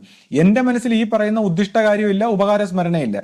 എനിക്ക് ഞാൻ എന്ത് കാര്യമാണോ ഈ ജീവിതത്തിൽ ചെയ്തിട്ടുള്ളത് അത് സ്നേഹത്തിനെയും കരുണയും ബേസ് ചെയ്തിട്ടാണ് ഞാൻ എല്ലാ തീരുമാനം എടുത്തിട്ടുള്ളത്. അതായത് ഞാൻ ചിന്തിച്ചും പ്ലാൻ ചെയ്തും കുതന്ത്രത്തിലും ഇതുവരെ ഒന്നും ചെയ്തിട്ടില്ല. സ്നേഹവും കരുണയും. പിന്നെ കരുണ എന്ന് പറയുമ്പോൾ ഈ കരുണ എന്ന് പറയുന്ന വാക്കിനെ ഉച്ചരിക്കാൻ പോലും ഉള്ള യോഗ്യത നമുക്കാർക്കും ഇല്ലെങ്കിലും ഒരു മനുഷ്യൻ എന്ന രീതിയിൽ ഒരു മനുഷ്യന്റെ തലത്തിലുള്ള ഒരു കരുണയും സ്നേഹത്തിനെയും ബേസ് ചെയ്തിട്ടാണ് ഞാൻ ഇന്നുവരെയുള്ള എൻ്റെ എല്ലാ തീരുമാനങ്ങളും എടുത്തിട്ടുള്ളത്. ഇപ്പൊ ആശയുടെ ആദ്യ വിവാഹവും അതിന്റെ പരാജയവും അതുമായി ബന്ധപ്പെട്ട് പോലും എൻ്റെ പേരിൽ കുറെ കള്ളക്കഥകൾ പ്രചരിപ്പിച്ചതായിട്ട് ഞാൻ കേട്ടിട്ടുണ്ട്. അപ്പോൾ ഈ വ്യക്തി എന്നെ കുറിച്ച് മോശമായിട്ട് പറയുമ്പോഴും മറ്റുള്ളവർ മോശമായിട്ട് പറയുമ്പോഴും ഞാനത് സ്വീകരിക്കുകയാണ് ചെയ്യുന്നത്. കാര്യം ഞാൻ പറഞ്ഞു, ഞാൻ ഇവരുടെ അടുത്തൊക്കെ പറയുന്നത് നമ്മളെക്കുറിച്ച് ആരെങ്കിലും മോശമായിട്ടും ഈ അപകീർത്തികരമായിട്ടൊക്കെ പറയുന്നത് നല്ലതാണ്. കാര്യം എന്നെ സംബന്ധിച്ച് ഞാൻ ആത്മാവിനെ ശുദ്ധി ചെയ്ത് അല്ലെങ്കിൽ ഈ ഇഹലോകത്തിൽ ഈ പറയുന്ന ദൈവത്തിനെ മാനിക്കാത്ത പിശാചിന്റെ ലോകമായിട്ടുള്ള ഇവിടെ എന്തുണ്ടാക്കാനാണ്? എനിക്ക് ഇപ്പൊ ജീസസ് ക്രൈസ്റ്റ് പറഞ്ഞനൊക്കെ പിലാത്തോസ് ചോദിച്ചു, നിന്റെ കിങ്ഡം എവിടെയാണ് എന്ന് ചോദിച്ചപ്പോൾ അദ്ദേഹം പറഞ്ഞു, my kingdom is on the other side, എന്റെ കിങ്ഡം അപ്പുറത്താണ് എന്ന് പറഞ്ഞ പോലെ ഞാനിങ്ങനെ ആത്മാവിന്റെ ഒരു ശുദ്ധീകരണ പ്രക്രിയയെക്കുറിച്ച് ചിന്തിക്കുന്ന വ്യക്തിയായതുകൊണ്ട് എനിക്ക് ഈ പറയുന്നതൊക്കെ മാനാപമാനങ്ങളും ഇതേപോലെ എന്നെ അപകീർത്തിപ്പെടുന്നതൊക്കെ നല്ലതാണ്. അപ്പൊ നല്ലതാണെന്ന് കരുതുന്നുണ്ട് ഞാൻ എന്നെക്കുറിച്ചൊന്നും ന്യായീകരിക്കാനോ അല്ലെങ്കിൽ എൻ്റെ കഥകളോ എൻ്റെ വശങ്ങളോ ഒന്നും പറയാൻ പോയില്ല. പക്ഷേ ഈ മാനത്തിനും ഈ സ്വന്തം ഇമേജിനും മാത്രം വേണ്ടി ജീവിക്കുന്ന വ്യക്തികൾ എന്നെക്കുറിച്ച് പല കഥകളും പറഞ്ഞു പരത്തിക്കളഞ്ഞു. അപ്പം ആശയുടെ ജീവിതത്തെക്കുറിച്ച് പറയുമ്പോൾ ഇത് ഗുരു പല രീതിയിൽ വേണ്ട എന്ന് പറഞ്ഞ വിവാഹമാണ്. അത് ഡൈവോഴ്സിൽ വരെ എത്തുമെന്ന് പല രീതിയിൽ ഗുരു അന്ന് ഇതിനെക്കുറിച്ച് പറഞ്ഞ് അറിയിച്ചിരുന്നു. എന്നാൽ ഒരു കർമ്മഗതി എന്ന ഭാവത്തിൽ അവരോട് നേരിട്ട് പറഞ്ഞില്ല എന്നുള്ള കാര്യം കൊണ്ട് ഈ വിവാഹം നടന്നു. അതിനുശേഷം അവര് ഈ പറഞ്ഞ പോലെ ആ മറ്റു വ്യക്തികളെ കുറിച്ച് ഞാൻ പറയാൻ ആഗ്രഹിക്കുന്നില്ല, എന്നാലും ഇവർ എന്നെക്കുറിച്ച് ചീത്തപ്പേരുകൾ ഇങ്ങനെ പറഞ്ഞു പരത്തിയ ഈ കഥകൾ പറഞ്ഞതുകൊണ്ട് ഞാൻ ചെറുതായിട്ടൊന്ന് പറയണം. ഈ വ്യക്തിയെക്കുറിച്ച് അല്ലെങ്കിൽ അദ്ദേഹത്തിന്റെ ജീവിതത്തിന് എന്താണ് സംഭവിച്ചത്, ചെറുപ്പത്തിൽ എന്ത് അവസ്ഥയിൽ നിന്നാണ് അദ്ദേഹത്തിന് ഇങ്ങനെ ഒരു മാനസികാവസ്ഥ വന്നത്, അല്ലെങ്കിൽ കുടുംബം നോക്കാൻ കഴിയാതെ അല്ലെങ്കിൽ മറ്റൊരു രീതിയിൽ ഇങ്ങനെ പോകേണ്ട സാഹചര്യം വന്നത്, ഇതെല്ലാം ഞാൻ പറയുന്നില്ല, ഞാൻ ആരെക്കുറിച്ചും പറയുന്നില്ല. പക്ഷെ എന്നെക്കുറിച്ച് ഇതേ വ്യക്തികൾ ഇമേജ് വെച്ചുകൊണ്ട് ഇമേജിന് വേണ്ടി പല വ്യക്തികളും പല കാര്യങ്ങളും പറഞ്ഞു കളഞ്ഞു. അപ്പം എങ്ങനെ തൻ്റെ കുടുംബജീവിതം നഷ്ടമായി ഒരു വ്യക്തിയുടെ, അത് ഇവിടെയുള്ള പലർക്കും അറിയാം. ഇദ്ദേഹത്തിനോടൊപ്പം കൂട്ടുപിടിച്ചുകൊണ്ട് നിന്ന് ഇദ്ദേഹത്തിനേക്കാൾ മോശമായ വ്യക്തികൾ ഈ കാര്യത്തിലെല്ലാം, ഈ ഒരു കുടുംബം തുലയ്ക്കുന്ന എല്ലാ കാര്യത്തിനും കൂട്ടുനിന്നവരും അതിൽ പങ്കെടുത്തവരും അതിൽ പുറമേ നിന്ന് സപ്പോർട്ട് ചെയ്തവരും ഒക്കെ ആയിട്ടുള്ള വ്യക്തികൾ ഇവിടെ ഉണ്ട്. അദ്ദേഹത്തിന്റെ കൂടെ പഞ്ചാര അടിച്ചു നിന്ന സ്ത്രീകളുണ്ട്. അപ്പൊ ഇവർക്കെല്ലാം ഇന്ന് എന്നോടാണ് വിരോധം. എന്നോട് ഞാൻ എന്തോ തെറ്റ് ചെയ്ത പോലെ. പക്ഷെ അവരിതിന് ഒരു പക്ഷെ അവരുടെ ഈ കൂട്ടുകെട്ടും അല്ലെങ്കിൽ അവരും ഒരുപക്ഷെ മോശക്കാരാവുന്നുണ്ടാകാം. അല്ലെങ്കിൽ പിന്നെ എന്നോട് എന്തിനാണ് ഇവർക്ക് ഈ വിരോധം? ഇപ്പം ഞാൻ നല്ലൊരു വ്യക്തി എന്നല്ല പറഞ്ഞു വരുന്നത്. എനിക്കൊന്നും പ്രൂവ് ചെയ്യാനും ഞാനൊന്നും ഈ പറഞ്ഞ പോലെ മാനാപമാനങ്ങൾ സ്വീകരിക്കുന്ന ഒരു വ്യക്തിയാണ്. മാനാപമാനങ്ങളൊക്കെ ഒരുപോലെ സ്വീകരിക്കുന്ന വ്യക്തിയാണ്. അപ്പൊ എനിക്ക് ഇത് ജസ്റ്റിഫൈ ചെയ്യേണ്ട ആവശ്യമില്ല. പക്ഷെ ഞാൻ ഈ പറയുന്ന കാര്യങ്ങളെ പോലും വളച്ചൊടിക്കാൻ വേണ്ടി അവർ ഇതേപോലുള്ള കാര്യങ്ങളൊക്കെ കുത്തിപ്പൊക്കിക്കൊണ്ടുവരുന്നുണ്ട്. അപ്പൊ ഞാനിപ്പോ ഈ ആരുടെയും ഈ ഒരു കാര്യങ്ങളും കുത്തിപ്പൊക്കാൻ ആഗ്രഹിക്കുന്നില്ല. കഴിഞ്ഞു പോയതിനെ, പാസ്റ്റിനെ, ഇപ്പൊ ഈ പറയുന്ന വ്യക്തിയുടെ തന്നെ അയാളുടെ പേഴ്സണൽ ലൈഫ് എടുത്ത് നോക്കി എന്തെല്ലാം കഥകൾ അതിന്റെ പിന്നിലുണ്ടാവും. അപ്പൊ ഇതൊന്നും ഞാൻ കുത്തിപ്പൊക്കിക്കൊണ്ടുവരാൻ, ആരുടെയും പാസ്റ്റിനെ ഞാൻ കളയാനാ പറയുന്നത്.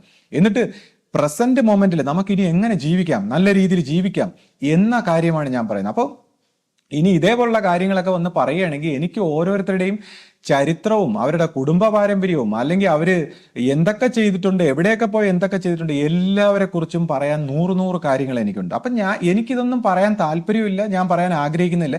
ഇതേപോലുള്ള കാര്യങ്ങൾ വന്ന് കുത്തിപ്പൊക്കി പറഞ്ഞ് എന്നെ കൊണ്ട് ഇതൊന്നും പറയിക്കരുത്, അത്ര മാത്രമേ ഞാൻ ആവശ്യപ്പെടുന്നുള്ളൂ. അദ്ദേഹം ഇങ്ങനെ ഗുരുവിന്റെ കുടുംബാംഗം എന്ന ഒരു ലേബലിലാണ് സംസാരിക്കുന്നത്. അപ്പോൾ ഗുരുവിനെ സംബന്ധിച്ച് ഗുരു ഈ കുടുംബ ബന്ധം എല്ലാം ഉപേക്ഷിച്ച് വന്ന ഒരു വ്യക്തിത്വമാണ്. അപ്പം ഗുരു നമ്മളെ ആത്മബന്ധത്തിനെ കുറിച്ച് പറയാനാണ് പഠിപ്പിച്ചിട്ടുള്ളത്. അപ്പൊ ആത്മബന്ധം ജീവനെ സഹകരണത്തിലൂടെ മോചിപ്പിക്കുന്നെങ്കിൽ കുടുംബ ബന്ധങ്ങൾ നമ്മുടെ ഒരു പിതൃ എന്ന അവസ്ഥ വരെ എത്തിക്കുന്നുള്ളൂ. അപ്പോൾ ഗുരു ഈ കുടുംബ ബന്ധത്തെക്കുറിച്ച് പ്രൊമോട്ട് ചെയ്തിട്ടില്ല. ഗുരുവിന്റെ കുടുംബവുമായിട്ട് പ്രത്യേകിച്ചും ഗുരു ഒരു രീതിയിലുള്ള ബന്ധങ്ങളും വെച്ചിരുന്നില്ല. കൂടാതെ അതൊരു മാതൃകാപരമായി ഈ സ്ഥാപനത്തിൽ അങ്ങനെ ഒരു ഈ നെപ്പോട്ടിസം എന്നൊക്കെ പറയുന്ന പോലെ സ്വജനപക്ഷപാതം പോലുള്ള ഒരു കാര്യവും വരാതിരിക്കാൻ ഗുരു വ്യക്തമായി ശ്രദ്ധിച്ചിരുന്നു. ഇവിടെ പണമുള്ളവരോ അല്ലെങ്കിൽ ഗുരുവിനെ പ്രശസ്തരാക്കാനോ എന്ത് തരത്തിലുള്ള രീതി വന്നിട്ടും ഇവിടുത്തെ സാധാരണക്കാരുടെ ജീവിതത്തെ മുൻനിർത്തി ഗുരു ഒരു പ്രീണനങ്ങൾക്കും വഴങ്ങിയിരുന്നില്ല. ഈ പ്രസ്ഥാനത്തെ അത്രമാത്രം പരിശുദ്ധമായിട്ടാണ് ഗുരു കൊണ്ടുവന്നത്. ഇവിടെ ജാതിക്കോ മതത്തിനോ മറ്റൊരു കാര്യത്തിനും ഗുരു പ്രാധാന്യം നൽകിയിരുന്നില്ല. എല്ലാ മനുഷ്യരും ഒരുപോലെ, അതായിരുന്നു ഗുരുവിന്റെ ഒരു സങ്കല്പം. ആ ഏകത്വ സ്നേഹ സാഹോദര്യത്തിൽ വളർന്ന് ഈശ്വര സങ്കല്പമായിട്ട് പോകണമെന്ന് ആഗ്രഹിച്ചിരുന്ന ഗുരുവിന്റെ കുടുംബത്തിനെ കുറിച്ച് ഗുരു പ്രത്യേകിച്ചും അതിനെ കട്ട് ചെയ്താണ് നിർത്തിയിരുന്നത്. അപ്പൊ ഇദ്ദേഹം ഗുരുവിന്റെ ആശയം മനസ്സിലാക്കി അല്ലെങ്കിൽ ഗുരു പറഞ്ഞ വാക്കനുസരിച്ച് ജീവിക്കുന്നു എന്നൊക്കെ പറയുന്നു. ഇപ്പൊ നമ്മളെയൊക്കെ സംബന്ധിച്ച് പറയുമ്പോൾ വളരെ പ്രൗഡായിട്ട് അയാൾ അങ്ങനെ പറയുന്നു. പക്ഷെ ഒരു മഹാഗുരുവിന്റെ ഈ ഒരു ദൈവ പരമപ്രകാശമായിട്ടുള്ള ഈ മഹാഗുരുവിന്റെയൊക്കെ വാക്കനുസരിച്ചൊക്കെ ജീവിച്ച് അങ്ങ് പ്രൗഡായിട്ടൊക്കെ പറയാൻ നമ്മളെപ്പോലുള്ളവർക്ക് കഴിയുന്നില്ല. കാര്യം നമ്മൾ എങ്ങനെയെങ്കിലും അവസാനം വരെ ഇത് പിടിച്ചു നിൽക്കാൻ ദൈവമേ എന്നാണ് ഒരു വിശ്വാസിക്ക് തോന്നുന്നത്. പക്ഷേ അദ്ദേഹം വളരെ പ്രൗഡായിട്ട്, എങ്ങനെ ഇത്ര പ്രൗഡായിട്ട് ഇതൊക്കെ സംസാരിക്കാൻ കഴിയുന്നു എന്നാണ് ഞാൻ ആഗ്രഹിക്കുന്നത്. അതുപോലെ ഞാൻ ആലോചിക്കുന്നത്. അതുപോലെ തന്നെ അദ്ദേഹം കുടുംബ ബന്ധത്തെക്കുറിച്ച് പറയുന്നു. ഇപ്പോൾ ഞാൻ ആലോചിക്കുമ്പോൾ ഈ അരവിന്ദം മാമനെ ഞാൻ വളരെ ബഹുമാനത്തോടെ കാണുന്നു. എന്തുകൊണ്ടാണ്? അദ്ദേഹം ഈ ആശ്രമത്തെ, ഗുരു വിഭാവനം ചെയ്ത ഈ ആശ്രമത്തെ, ഈ പ്രസ്ഥാനത്തെ, ഗുരുവിന്റെ ശിഷ്യയെ, ആ ഗുരു പരമ്പരയെ എല്ലാം വളരെ മാന്യതയോടെ കണ്ടുകൊണ്ട് ഇതിനോടൊപ്പം നിൽക്കുന്നു. നമ്മളെല്ലാം വരുമ്പോൾ ആ ഗുരുവിന്റെ ഒരു സ്നേഹവും പുഞ്ചിരിയും എല്ലാത്തോടെ നമ്മളെ വെൽക്കം ചെയ്യുന്നു. അപ്പൊ അദ്ദേഹത്തെ ഞാൻ വളരെ മാന്യതയോടെ കാണുന്നു. പക്ഷേ ഇത് ഗുരു പഠിപ്പിച്ച ഒരു പ്രവർത്തനത്തിന്റെ നേരെ വിരുദ്ധമായ ഒരു സ്വഭാവം കാണിക്കുന്ന ഒരാളിനെ എന്ത് രീതിയിൽ മാനിക്കാനാണ്? അദ്ദേഹം പറയുന്നു ഗുരുവിന്റെ ഈ പ്രസ്ഥാനത്തെ പ്രൊട്ടക്ട് ചെയ്യാൻ നോക്കുന്നു. എന്ത് പ്രൊട്ടക്ട് ചെയ്യാൻ നോക്കുന്നു? ഈ പ്രസ്ഥാനത്തെ ഇത്രമാത്രം അധപ്പതിപ്പിക്കാനും സമൂഹ മധ്യത്തിൽ ഇത്രമാത്രം മ്ലേച്ഛമായി വരുത്തിക്കെട്ടാൻ ഇയാൾ നടത്തിയ പൈശാചികമായ പ്രവർത്തനം.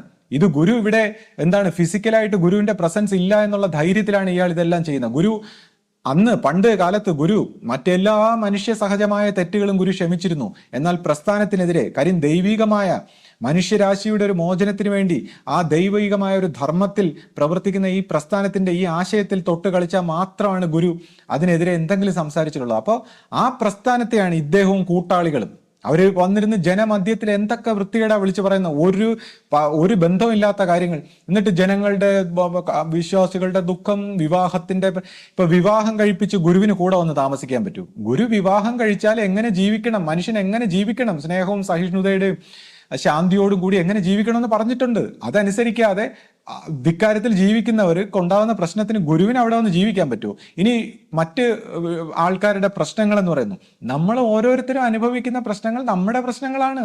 നമ്മൾ ആ പ്രശ്നങ്ങൾക്ക് സൊല്യൂഷൻ കാണാനാണ്.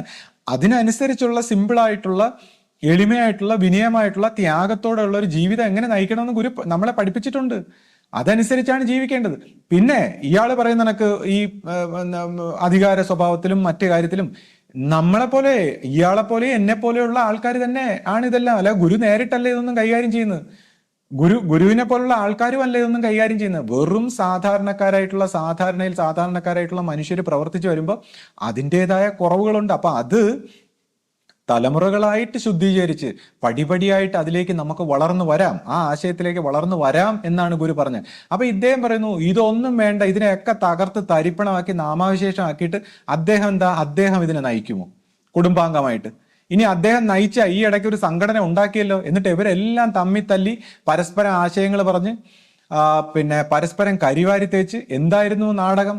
അപ്പോൾ ഇങ്ങനെ ഒരു സംഘടന ഇനിയിപ്പോ ഇവിടെ തന്നെ ഇപ്പോ ഇന്നൊരു ഗുരു സ്വഭാവത്തിൽ ഒരു ഐക്യം നമുക്കുള്ളതുകൊണ്ട് എല്ലാം അതിന്റെ മുറയായിട്ട് നടക്കുന്നു. അപ്പോൾ ഗുരു സ്വഭാവത്തിൽ ഒരു ഐക്യം ഇല്ലെങ്കിൽ എന്തായിരിക്കും ഇവിടുത്തെ അവസ്ഥ? ഓരോ സന്യാസിമാരും ഓരോ ഗൃഹസ്ഥാശ്രമികളും ഓരോരുത്തരും അവരവർക്ക് മനസ്സിലായ ഒരു ആശയം അങ്ങോട്ട് പറയും. ഇയാൾ ഗുരുവാണി വായിച്ചിട്ട് പറയുന്നതിനൊക്കെ ഓരോരുത്തരുടെ ആശയങ്ങൾ പറയും. എല്ലാവർക്കും തമ്മിത്തല്ലി 4 വഴിക്ക് പോകാം. അപ്പോൾ ഗുരു എന്ന് പറയുന്ന ഒരു ഐക്യം, ഗുരു എന്ന് പറയുന്ന ഒരു സമർപ്പണം, അതാണ് ഒരു പരമ്പരയെ നയിച്ചുകൊണ്ട് പോകുന്നത്. ഗുരു എന്ന് പറയുന്ന ഒരു അസ്തിത്വം ഇവിടെ ഉള്ളത് കൊണ്ടാണ് ഇവിടെ ഇന്ന് ആളുകൾ വരുന്നത്. മനുഷ്യ രൂപത്തിൽ മനുഷ്യ ശരീരത്തിൽ ആ ഗുരുവിന്റെ പ്രകാശം, നമ്മുടെ പരമമായ ഗുരുവിന്റെ തന്നെ ആ പ്രകാശ സ്വരൂപത്തിലുള്ള ആ സാക്ഷാത് ദൈവത്തെ സമീപിക്കാനും സമർപ്പിക്കാനുമാണ് ഇവിടെ ഇന്ന് ആൾക്കാർ വരുന്നത്. അല്ലെങ്കിൽ പിന്നെ ആര് വരും? അങ്ങനെ ഒരു അവസ്ഥയില്ലെങ്കിൽ നമ്മുടെ ആരുടെയെങ്കിലും പ്രഭാഷണം കേട്ടിട്ടോ അല്ലെങ്കിൽ മറ്റുള്ള ആരുടെയെങ്കിലും പ്രവർത്തനം കണ്ടിട്ടോ ആൾക്കാർ വരുമോ? ഇപ്പൊ തന്നെ അദ്ദേഹം ഈ ഗുരുവാണികൾ അദ്ദേഹം ചെയ്യുന്ന ഒരു മ്ലേച്ഛകരമായ പ്രവൃത്തിയെക്കുറിച്ച് പറയണം. അതായത് ഞാൻ എൻ്റെ കുട്ടിക്കാലത്ത് ഒരു നമ്മുടെ പുസ്തകങ്ങളും കാസറ്റും ഒക്കെ വിൽക്കുന്ന കടയിൽ പോയി ഒരു മാമൻ്റെ അടുത്ത് ചോദിച്ചു, ഗുരുവിന്റെ ശബ്ദം പ്രഭാഷണം വീട്ടിൽ കാസറ്റ് ഇട്ട് കേൾക്കാനായിട്ടുള്ള കാസറ്റ് ഉണ്ടോ? ആ എഴുതിക്കൊണ്ടിരുന്ന മാമ എന്നെ ഒരു രൂക്ഷമായ ഒരു നോട്ടം നോക്കി ചാടി പുറത്തോട്ടിറങ്ങി, ഗുരുവിന്റെ ശബ്ദമോ, ഗുരുവിന്റെ കാസറ്റ് നിങ്ങളുടെ വീട്ടിലിടാൻ എന്ത് അക്രമമെന്നും പറഞ്ഞ് അദ്ദേഹം പിന്നെ എനിക്ക് കുറെ കാര്യങ്ങൾ പറഞ്ഞു തന്നു. ഗുരുവിന്റെ മഹിമയും ഗുരുവിന്റെ കാര്യങ്ങളും അതിന്റെ സൂക്ഷിപ്പും അത് ഇന്നും എൻ്റെ മനസ്സിലുണ്ട്. ഇന്നും ഞാൻ ഗുരുവിന്റെ ഒരു ശബ്ദമോ ഒരു വീഡിയോയോ എന്തെങ്കിലും കാണുമ്പോൾ എൻ്റെ ഉള്ളിൽ നിന്ന് ആ ഭയഭക്തി ബഹുമാനം, ആ മാമൻ എന്നെ പഠിപ്പിച്ച ഭയഭക്തി ബഹുമാനം, അപ്പൊ ഇതൊന്നും അത് ഗുരു ശരീരത്തോടുള്ളപ്പോൾ ഗുരു നമ്മളെ പഠിപ്പിച്ച കാര്യമാണ്. കാര്യം ഇത്രയും പരമപ്രകാശമായ ആ സത്യത്തിൽ ലയിച്ചിരിക്കുന്ന ഒരു ഗുരുവിന്റെ ആ സാന്നിധ്യത്തിൽ ഓരോ മനുഷ്യന്റെയും മനസ്സിലുണ്ടാകുന്ന ചിന്തകളും സങ്കല്പങ്ങളും സത്യമായി മാറും, അവന്റെ വാസനയായി മാറും. അത് മനുഷ്യരാശിയിൽ പുതിയ പ്രോഗ്രാം സൃഷ്ടിക്കും. അപ്പോ ഈ ഗുരുവിന്റെ മഹിമ നേരിട്ട് മനസ്സിലാക്കാത്ത ആൾക്കാർ ഇതിനെ കണ്ടുകൂടാന്നുള്ളതാണ്. അല്ലെങ്കിൽ ഇതിനെ അവര് സംസാരം ശ്രദ്ധിച്ച ഒരു സാധാരണ ഇപ്പോ ഞാൻ പറഞ്ഞു, നമ്മൾ ഗുരുവിനെ ഇത്രയും സ്നേഹിക്കാനുള്ള അല്ലെങ്കിൽ ഇത്രയും ബഹുമാനിക്കാനുള്ള കാരണം ഗുരുവിനോടൊപ്പം നേരിട്ട് നമ്മൾ ഇടപഴകിയപ്പോൾ നമുക്ക് ആ ഗുരുവിന്റെ സാന്നിധ്യം, അതായത് ഗുരുവിന്റെ ശരീര മനസ്സുകൾക്ക് പിറകിൽ മറഞ്ഞിരുന്ന ആ പരമപ്രകാശത്തിന്റെ സാന്നിധ്യമാണ് നമ്മളെ ആ സ്നേഹമായി ഭക്തിയായി നമ്മളെ ഇന്ന് നിലനിർത്തുന്നത്. അത് ഏതെങ്കിലും ക്യാമറയ്ക്കോ അല്ലെങ്കിൽ ഏതെങ്കിലും വാക്കുകൾക്കോ ഏതെങ്കിലും ടേപ്പ് റെക്കോർഡിനോ അത് റെക്കോർഡ് ചെയ്തെടുക്കാൻ പറ്റിയിട്ടുണ്ടോ? അത് നമ്മുടെ ഹൃദയത്തിലുണ്ട്. ഓരോ ഗുരുവിനെ കണ്ടവന്റെയും ഹൃദയത്തിൽ ഗുരുവിന്റെ ആ സ്നേഹവും ആ ഭക്തിയും ആ ഗുരു നമ്മളെ നേരിട്ട് നമുക്ക് അനുഭവിപ്പിച്ചു തന്ന ശാന്തിയും നമ്മുടെ ഓരോരുത്തരുടെയും ഹൃദയത്തിലുണ്ട്. അത് ഒരു വീഡിയോയ്ക്കും ഒരു കാസറ്റിനും അത് പുനഃസൃഷ്ടിക്കാൻ കഴിയില്ല. അപ്പൊ അതുകൊണ്ട് തന്നെ അത് വെറും കാസറ്റുകളും അല്ലെങ്കിൽ പടങ്ങളും പിക്ചറുകളും വാക്കുകളും ഒക്കെ കാണുന്നവർക്ക് ഗുരുവിന്റെ അന്നത്തെ നാടൻ രീതിയിൽ ഗുരു സംസാരിക്കുന്ന കാണുമ്പോൾ അവരുടെ മനസ്സിൽ എന്തെങ്കിലും പുച്ഛമോ അല്ലെങ്കിൽ എന്തെങ്കിലും പരിഹാസമോ ഉണ്ടായാൽ അതിനെല്ലാം ഉത്തരവാദി ഇയാളാണ്. ആ പരമ പ്രകാശത്തിൽ ടച്ച് ചെയ്തിരിക്കുന്ന ഗുരുവിനെ ഏത് രീതിയിൽ അപമാനിക്കപ്പെടുന്ന രീതിയിലാണ് അദ്ദേഹം ഇതിനെല്ലാം കൈകാര്യം ചെയ്തിരിക്കുന്നത്. ഗുരുവിനെ മനസ്സിലാക്കി ആരെങ്കിലും ഈ രീതിയിൽ ഇത്ര നീചമായ രീതിയിൽ ഇതിനെ കൈകാര്യം ചെയ്യുമോ? കാര്യം അയാളുടെ വൃത്തികെട്ട കുറ്റം പറച്ചിലുകളും മഞ്ഞപ്പത്രത്തിലുള്ള രീതിയിൽ ഇറക്കുന്ന വീഡിയോകളുടെ ഇടയിൽ ഗുരുവിന്റെ വാണികളും ഗുരുവിന്റെ പിക്ചറും അതുകൊണ്ട് അയാൾ നിറച്ചേക്കാണ്. അപ്പൊ ഇതൊരു വളരെ പൈശാചികമായ ഒരു ഹീന കർമ്മമാണ്. അപ്പം ഞാൻ പറയുന്നു, ഈ ഗുരുക്കന്മാരുടെ വാണികൾ ഒരു പക്ഷേ പൊതുജനങ്ങൾക്ക് വേണ്ടി സംസാരിക്കാൻ ഗുരു കൊടുത്തതൊഴിച്ചാൽ മറ്റ് കാര്യങ്ങൾ സത്യം പറഞ്ഞ ഡേ ടു ഡേ ലൈഫിൽ ഗുരു സംസാരിച്ച കാര്യങ്ങൾ സത്യം പറഞ്ഞ തെറ്റിദ്ധരിക്കപ്പെടാൻ സാധ്യതയുണ്ട്. കാര്യം ഗുരു എന്ത് പറഞ്ഞു എന്നുള്ളതല്ല, എന്തിന് പറഞ്ഞു, ഏത് സാഹചര്യത്തിൽ, എപ്പോൾ, എന്ത് കാര്യത്തിന് ആ പരമ കോൺഷ്യസ്നെസ് ആയിട്ടിരിക്കുന്ന ആ വ്യക്തിത്വം എങ്ങനെ സംസാരിച്ചു എന്നുള്ളത് അദ്ദേഹത്തിന് മാത്രമേ അറിയൂ. അത് സാധാരണക്കാർ വെറുതെ ഇങ്ങനെ വായിച്ചാലും കേട്ടാലും അത് മനസ്സിലാവില്ല. ഇപ്പൊ ഒരു മാമൻ എൻ്റെ അടുത്ത് അദ്ദേഹം ഗുരുവാണി പഠിക്കാൻ, ഞാൻ ചോദിച്ചപ്പോൾ ജോലിക്കൊന്നും പോകണില്ലെന്ന് ചോദിച്ചപ്പോൾ ഞാൻ ഗുരുവാണി പഠിക്കാൻ നിൽക്കുന്നു എന്ന് പറയുന്നു. അപ്പൊ നോക്കിയപ്പോ പലതരത്തിൽ പല ശബ്ദങ്ങളിലൊക്കെ ഇങ്ങനെ അഖണ്ഡനാമം ജപിച്ച് പലതരത്തിൽ ആൾക്കാരെ ഇറിറ്റേറ്റ് ചെയ്ത് വീട്ടിലും ഭാര്യയും മക്കളുമായിട്ടൊക്കെ വഴക്ക് കൂടിക്കൊണ്ട് നടന്നിട്ട് അദ്ദേഹം ഗുരുവാണി പഠിക്കുന്നു എന്ന് പറയുന്നു. അപ്പൊ ഗുരു കാണിച്ചു തന്ന നേരെ വിരുദ്ധമായ ഒരു ജീവിതം നയിച്ചിട്ട് ഗുരുവാണി പഠിക്കുന്നു. എന്നിട്ട് എൻ്റെ അടുത്ത് പറയുന്നു ദേവേന്ദ്രനെ തോപ്പിക്കാൻ നടക്കുന്നു. അപ്പൊ ഇങ്ങനെയുള്ള, ഞാൻ പറഞ്ഞു, ഈ ആത്മീയമായ അനുഭവങ്ങൾ നമ്മൾ പറയുമ്പോഴും അതിനെല്ലാം മാറ്റി വെച്ചിട്ട്, ഈ ആത്മീയമായ പല തലങ്ങളും അനുഭവങ്ങളും ആത്യന്തികമായ പല കാര്യങ്ങളെല്ലാം സത്യമാണ്, പക്ഷെ ഇതിനെല്ലാം പാടെ മാറ്റി വെച്ചിട്ടാണ് നമ്മൾ ഈ ഫിസിക്കൽ ഡയമെൻഷനിൽ ഇടപെടേണ്ടത്. ഫിസിക്കൽ ഡയമെൻഷനിൽ നമ്മുടെ റാഷണൽ ആയിട്ടുള്ള ബുദ്ധി കൊണ്ട്, നമ്മുടെ സ്നേഹം കൊണ്ട്, കരുണ കൊണ്ട് എങ്ങനെ ജീവിക്കണമെന്നാണ്, പ്രാക്ടിക്കലായിട്ട് ജീവിക്കണമെന്നാണ് ഈ എല്ലാ ഭ്രാന്തുകളും, എല്ലാ ചിത്തഭ്രമങ്ങളും, എല്ലാ ആത്മീയ ബോഷ്കുകളും അഹങ്കാരങ്ങളും മാറ്റി വെച്ചിട്ട് വളരെ ലളിതമായിട്ടൊരു ജീവിതം നയിക്കാനാണ് ഗുരു നമ്മളെ പഠിപ്പിച്ചത്. അപ്പൊ അത് ഗുരുവുമായിട്ട് നേരിട്ട് ഇടപെട്ടിട്ടില്ലാത്തവർക്ക് അത് മനസ്സിലാവില്ല. അപ്പൊ അവർക്ക് നമ്മളിപ്പോ ഇവിടെയുള്ള ഗുരുവാണികളോ പുസ്തകങ്ങളോ മറ്റെന്ത് കാര്യങ്ങൾ കാണിച്ചാലും അവർക്കത് ഗുരുവുമായിട്ട് നേരിട്ട് ബന്ധമില്ലാത്തവർക്ക് അത് മനസ്സിലാവില്ല. അപ്പൊ ഇവിടെ ഒരു ഗുരു വേണം. അതിന്റെ ഗുരുവിനെ ഉൾവഹിച്ച, പരമപ്രകാശത്തെ ഉൾവഹിച്ച് നിൽക്കുന്ന ഒരു ഗുരു ഉണ്ടെങ്കിൽ മാത്രമേ ഈ സ്നേഹാദരവുകളും ഈ കാരുണ്യവും അവർക്ക് അനുഭവിച്ചറിയാൻ പറ്റൂ. അല്ലാതെ വാക്കുകളിൽ നിന്നോ ഗുരുവിന്റെ തന്നെ ഗുരുവാണികളിൽ നിന്നോ പുസ്തകങ്ങളിൽ നിന്നോ അത് കിട്ടില്ല. അത് ഗുരുവിനെ നേരിട്ട് നമ്മൾ ഇടപെട്ടത് കൊണ്ട് മാത്രമാണ് നമ്മൾ ആ രീതിയിൽ സ്വീകരിക്കുന്നത്. അവിടെയാണ് പറയുന്നത് ഒരു ഗുരുവിനെ ഒരു ശിഷ്യൻ ദർശനത്തിലൂടെയാണ് മനസ്സിലാക്കുകയും പഠിക്കുകയും ചെയ്യേണ്ടത്.